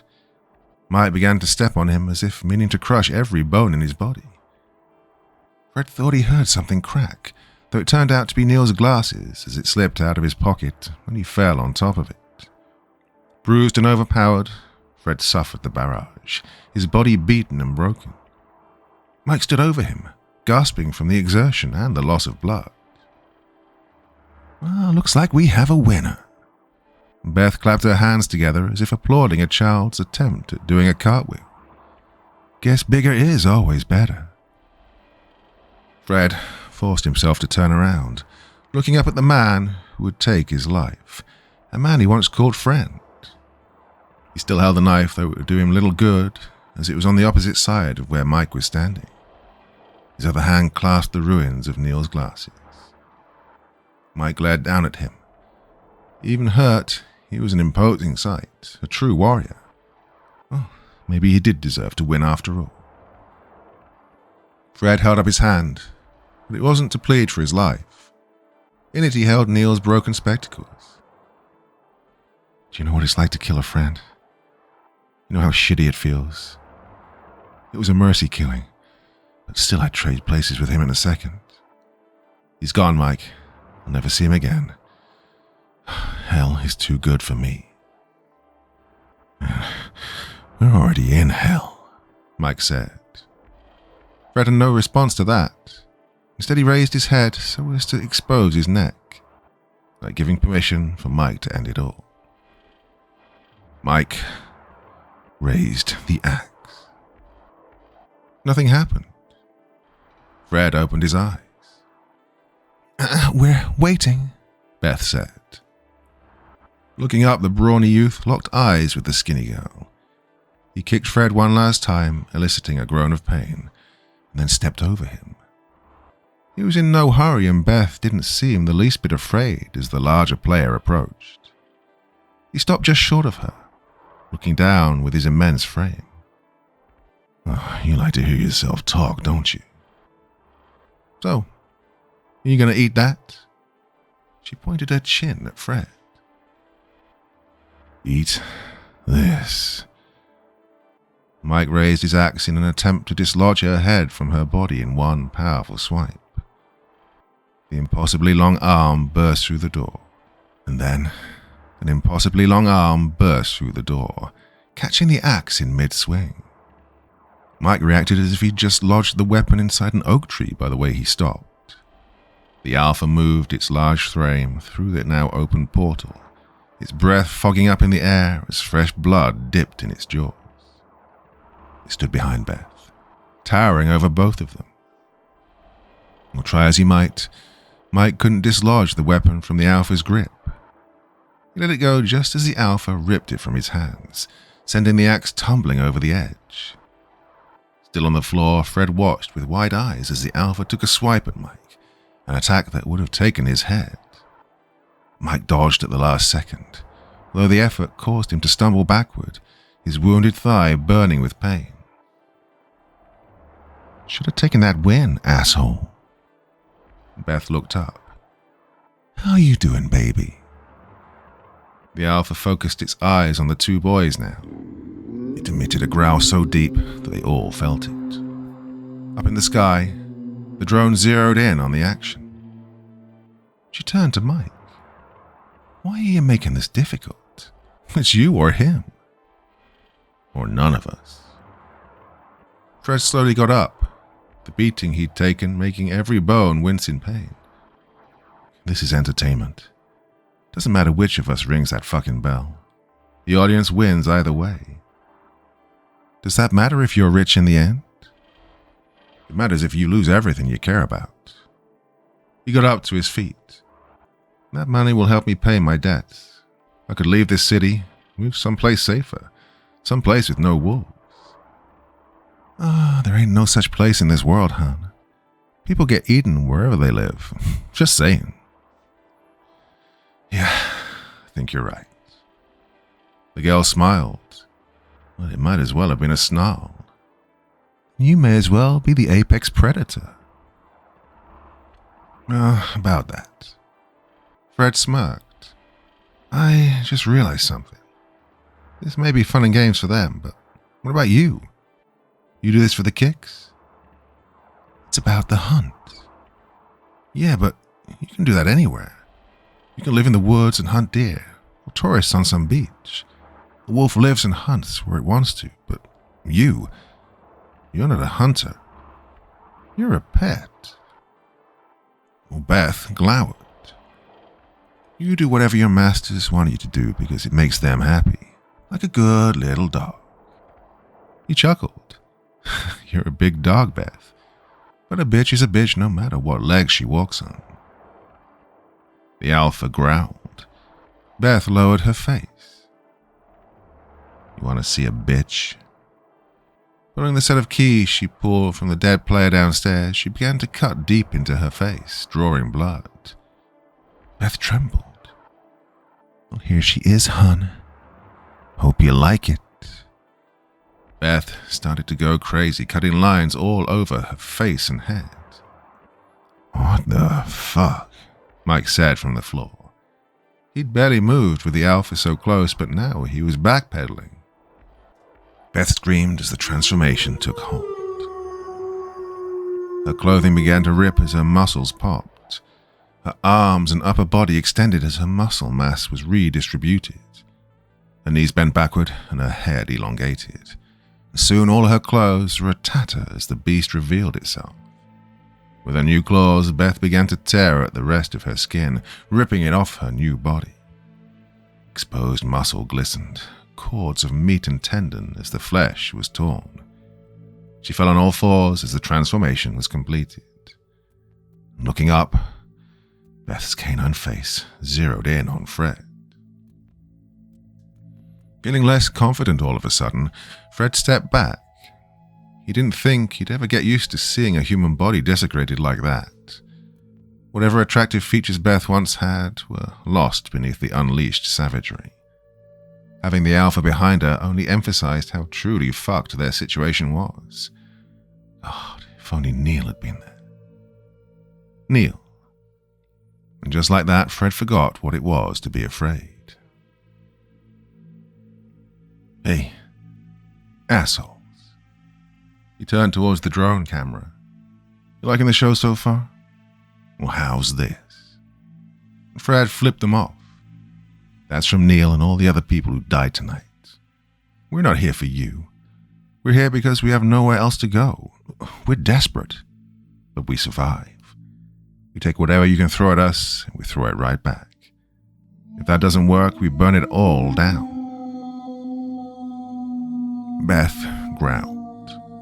Mike, who had been backpedaling to put some distance between himself and the werewolves, looked incredulously at his former friend. "What the hell are you talking about? You lost your damn mind. We're not getting off this roof. Maybe, but neither are they. What? What do you say, Mike? One more time?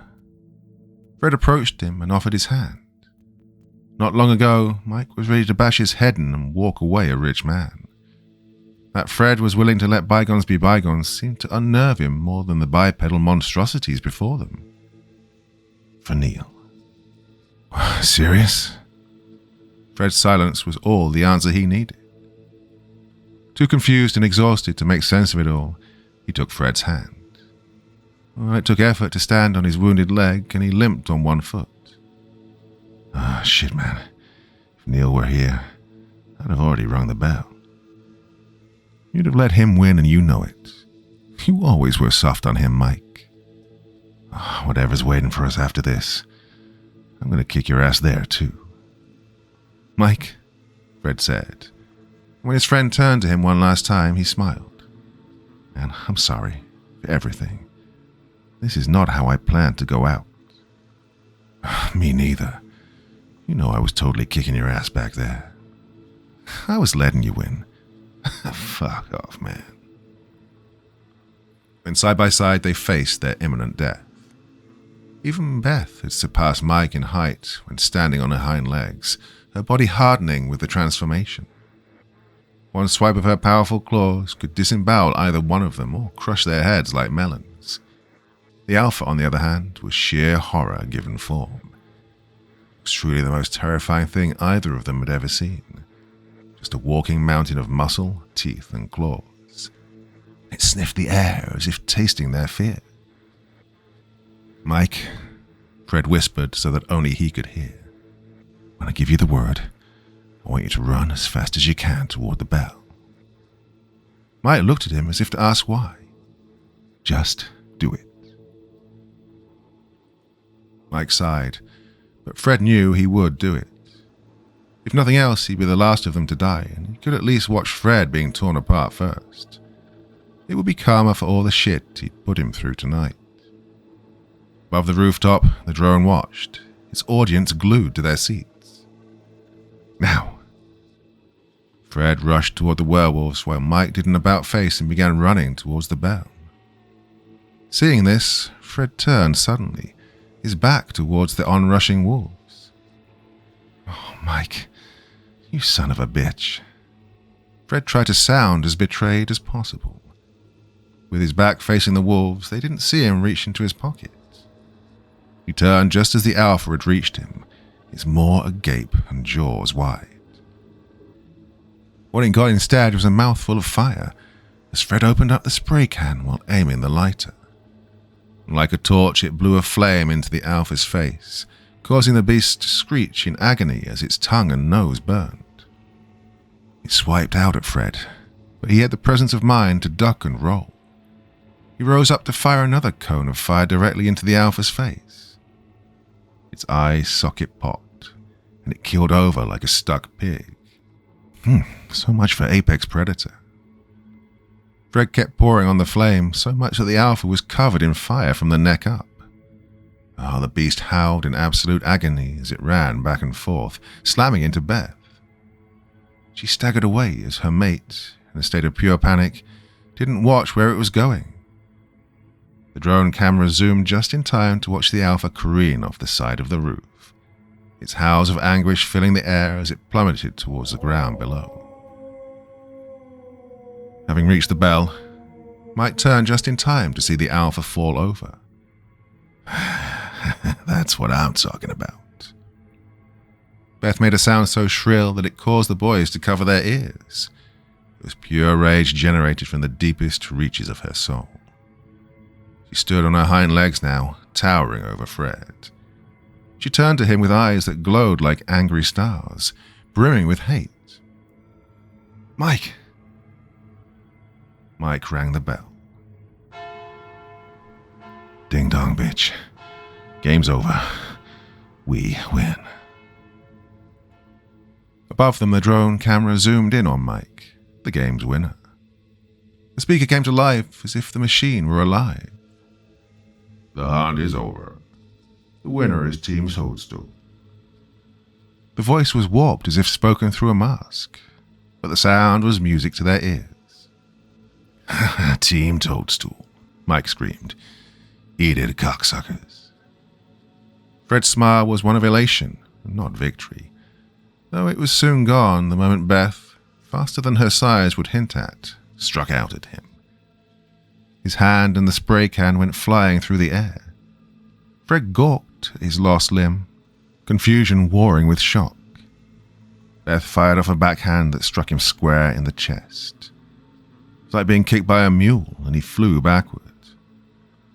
"Fred!" Grabbing the bell, Mike ran towards Beth.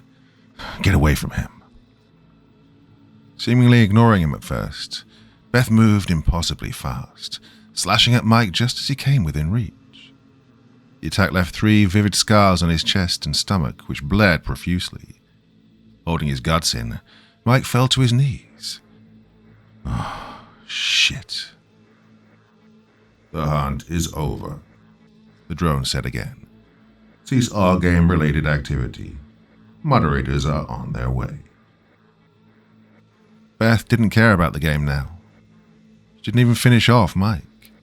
The only thing on her mind was Fred. Turning, she predator walked toward him, her mouth wide and her claws extended. Fred was lying near the edge. His wound bled and he swore he could still feel his missing hand.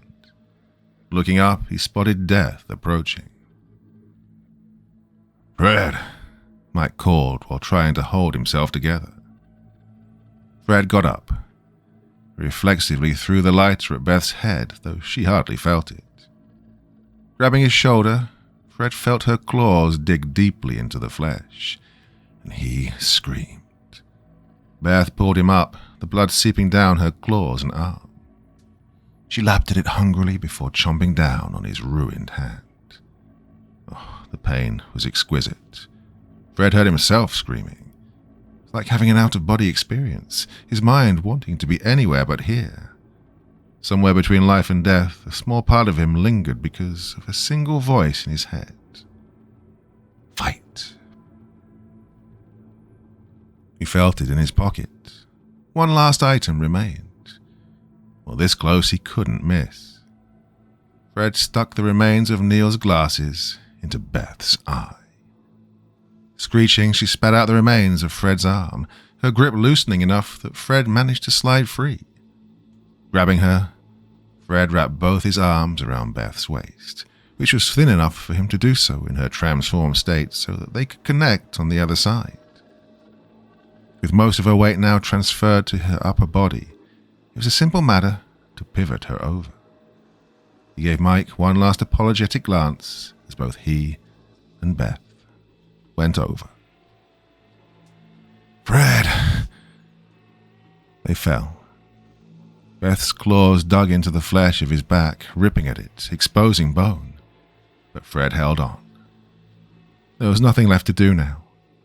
We won, he thought.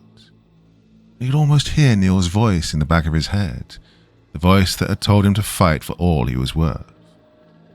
His friends earned that. Then he smiled, and he never stopped. Mike woke up feeling like shit. His whole body ached and his mouth tasted like metal. He'd had enough bloody noses and busted lips to know the scent of blood, and when he tried to move, it was with the understanding that anything he did was going to hurt. It did. Oh, shit. His voice was weak, but he lived. He had survived. Opening his eyes, he found himself inside a white tent atop a hospital bed. The bed was surrounded by plastic casing to seal it off from the outside. Removing the blanket, Mike found he was completely naked and with various bandages around his body. God, he looked like Frankenstein.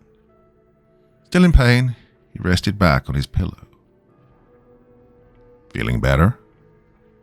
Looking up, he spotted a face he thought he recognized. It was the host from the beginning of the game. The man looked chipper, as if greeting an old friend. Good morning, or rather, good afternoon. What? Your wounds were considerable. Some of us didn't think you'd pull through. But you're nothing if not determined. Oh, Congratulations, by the way. You are the winner. He brought a tiny noisemaker to his lips, giving it a celebratory blow. Wait, where am I? You're in our hospital tent. Couldn't take you to a real hospital. People would ask too many questions, and we like our privacy. You have impressed a lot of people. Most didn't think you'd last past the junkyard, but you proved them wrong. When you killed that werewolf inside the bus, he kissed his fingers like a chef. That was genius. Well, I have to say, you're one of the best players we have ever had, Michael. Yeah, I call you Mike. Mike tried to sit up, but fell flat. Oh, careful now. Those are fresh stitches. You were falling apart when the moderators brought you here. Guts all hanging out. He scrunched up his face. Never did care much for the sight of blood. Ironic given my profession, huh? Fred? Mike asked, though he already knew the answer. Oh, he's dead. Really dead. Took out one of our best hunters, though. Never thought I'd see her go down. She was the real alpha of the pack. Sorry to see her go. She killed Fred, Mike growled. Actually, your friend killed himself when he went all kamikaze. A noble sacrifice. Mike tried to hide his anger, but he was never the subtle type. Don't care how long it takes. I'm going to find and kill each and every one of you. The host held up his finger and wagged it back and forth. Now, none of that. You won fair and square. Take your winnings and enjoy. In fact, stepping aside, the host revealed a suitcase on a stool. He opened it to show the prize money. This is all yours, I said, grabbing the sides of the bed to prop himself up. Mike grit his teeth. I'm going to kill you. The host's face darkened at that. Shutting the suitcase, he placed it on the ground. He took the stool and pulled it closer to the partition before sitting down. Now, Mike, I understand you've been through a lot, and you're mad and confused. I don't blame you for being emotional at the moment, but you must understand something. No one forced you to play the game. You could have left any time. You would have been disqualified, but you wouldn't be here. You'd never let us go. Did you try? The host inclined his head to one side. At any point, did you try to leave the gaming area? Mike vaguely recalled a conversation he'd had with Neil and Fred regarding that same issue. They came to the conclusion that they would never be allowed to leave. Well, I laid out the rules just before the game. You could have just left and no one would have tried to stop you. That you chose to participate in the game despite the consequences proved you were a willing participant. Just like that? Just like that. The host leaned in slightly. What? Do you think we were worried about you going to the police or the news? He scoffed. You think they believe you? A career criminal in the making? Besides, anyone who's anyone is in our pocket. There are people in City Hall who are aware of the hunt, and they couldn't care less. You want to know why? His smile was more predatory than any of the werewolves Mike had encountered. Because they want you gone, Michael. You and all the other scum. For generations, the hunt has been an alternative means of punishment against those who break the law. Look at the players, thugs, criminals, prostitutes, dealers, tramps. You contribute nothing to society, only do everything in your power to bring it down. Well, the thing is, our correctional facilities don't work. Prisons are overcrowded and our schools are generating more delinquents than productive citizens. Little future crooks. So, sometime in the past, a bunch of higher-ups decided on doing something about it. Take a bunch of these lowlives and dump them in a place where they'll do what civilized society should have done from the beginning. We'll throw in a cash prize, some booby traps, a few cameras, and hey, you got a show. The werewolves were a nice addition. Originally, we had serial killers and cannibals serve as hunters. But that got old real fast. These things are true hunters. The best part? They were more than willing participants because they were just doing what they do best. Kill. 2 birds, 1 stone. He sat up straight. I see you're still conflicted. Let me ask you this. Do you feel bad about taking any of the lives you did last night? Did you do everything you could to survive, even if it meant killing your fellow man? Of course not. You wanted to win. I wanted to live. And for that, you almost took the life of your best friend. Mike had no reply to that. Beth may have egged you on, and Fred did lie to you, but still you were adamant about surviving, even if you had to go through Fred to do it. Yeah, you can play the victim all you want here, but in the end, you're no better than the beasts who try to eat you. The only difference is they accept who they are, and their actions benefit society. They help us clean the filth from our streets while providing entertainment as well. Given the choice between you or them, I choose them. And deep down, most people would too. Fuck you, Mike said, though it sounded weak and forced. Truth is truth, but enough with all that. You're the winner. You're rich. Be happy. I'm nothing like them. I'm nothing like you. Feeling sorry about your friends? Donate their share to their families. I'm sure they'd appreciate it. Plus, you still have more than enough to leave this city and live like a king. Or take all the money with you and spend it on yourself. It's not like we're going to stop you. You thought for a moment. Or if you're feeling really noble, just leave it. Walk away with nothing to show for it but your honor. I'm sure that'll pay the bills. Then the host stood up. Either way, the choice is yours. He turned to leave toward the exit. You're free to leave as soon as you're feeling better. Just walk out the flap and be on your way. Nobody will stop you. Hey, have a nice life. The host opened the flap to allow sunlight into the tent. How, The host stopped. How do you live with yourself? Tears were building up in Mike's eyes. How can you go on calling yourself human after this? Well, I'm as human as you are, Michael. But I realized long ago that deep down, there's a monster in all of us. Doesn't take much to bring it out. That's why we create societies. We build cities and make laws so that we can control that darker side of our nature. When we forget that, the animal starts to work its way out.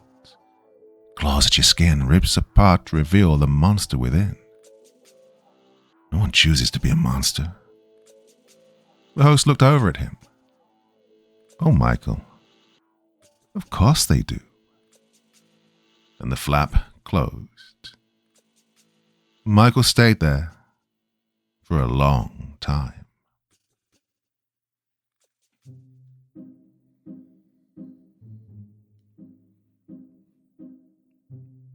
Well, it's a long time since I've done a story like that, and really enjoyed that one. Had a pretty, satisfying ending. I guess they won in the end, well, one of them did. So, thoughts, feelings, anything else you want to share in the comment section below the video, and I will be there to join in as ever. Well, that's been a long week. It's the first time I've done this, to be honest with you. After all these years, first time 5 days in a week with one story. It was extremely satisfying, but a bit bunged up still, as you can probably hear in my voice. So these last couple of days have been I was just really invested in the story, so I'm glad I got to finish it with you. So I'll be back again next week, maybe on Sunday as well. I've actually got another couple of stories already recorded, so it might be something on Sunday, but I'll definitely be back again next week, if not before. So hope you enjoyed that one. Much more coming up. See you all again real soon. Till then, very sweet dreams. You get a good sleep now, okay? Thank you so much for taking the time to listen to this story today. Really means a lot to me and to the author of the story, of course. Well, if you want to know more about me, I'm pretty much everywhere on social media. You can find me on Facebook, Twitter, Instagram. You can download my music on SoundCloud. I've got a Patreon if you feel like. Throw me $1 or $2. Very much appreciated. And of course, on Reddit, I have a place where you can leave stories if you want me to read one that you've written. Well, hoping to see you all again very soon. Till then, sweet dreams. Bye-bye.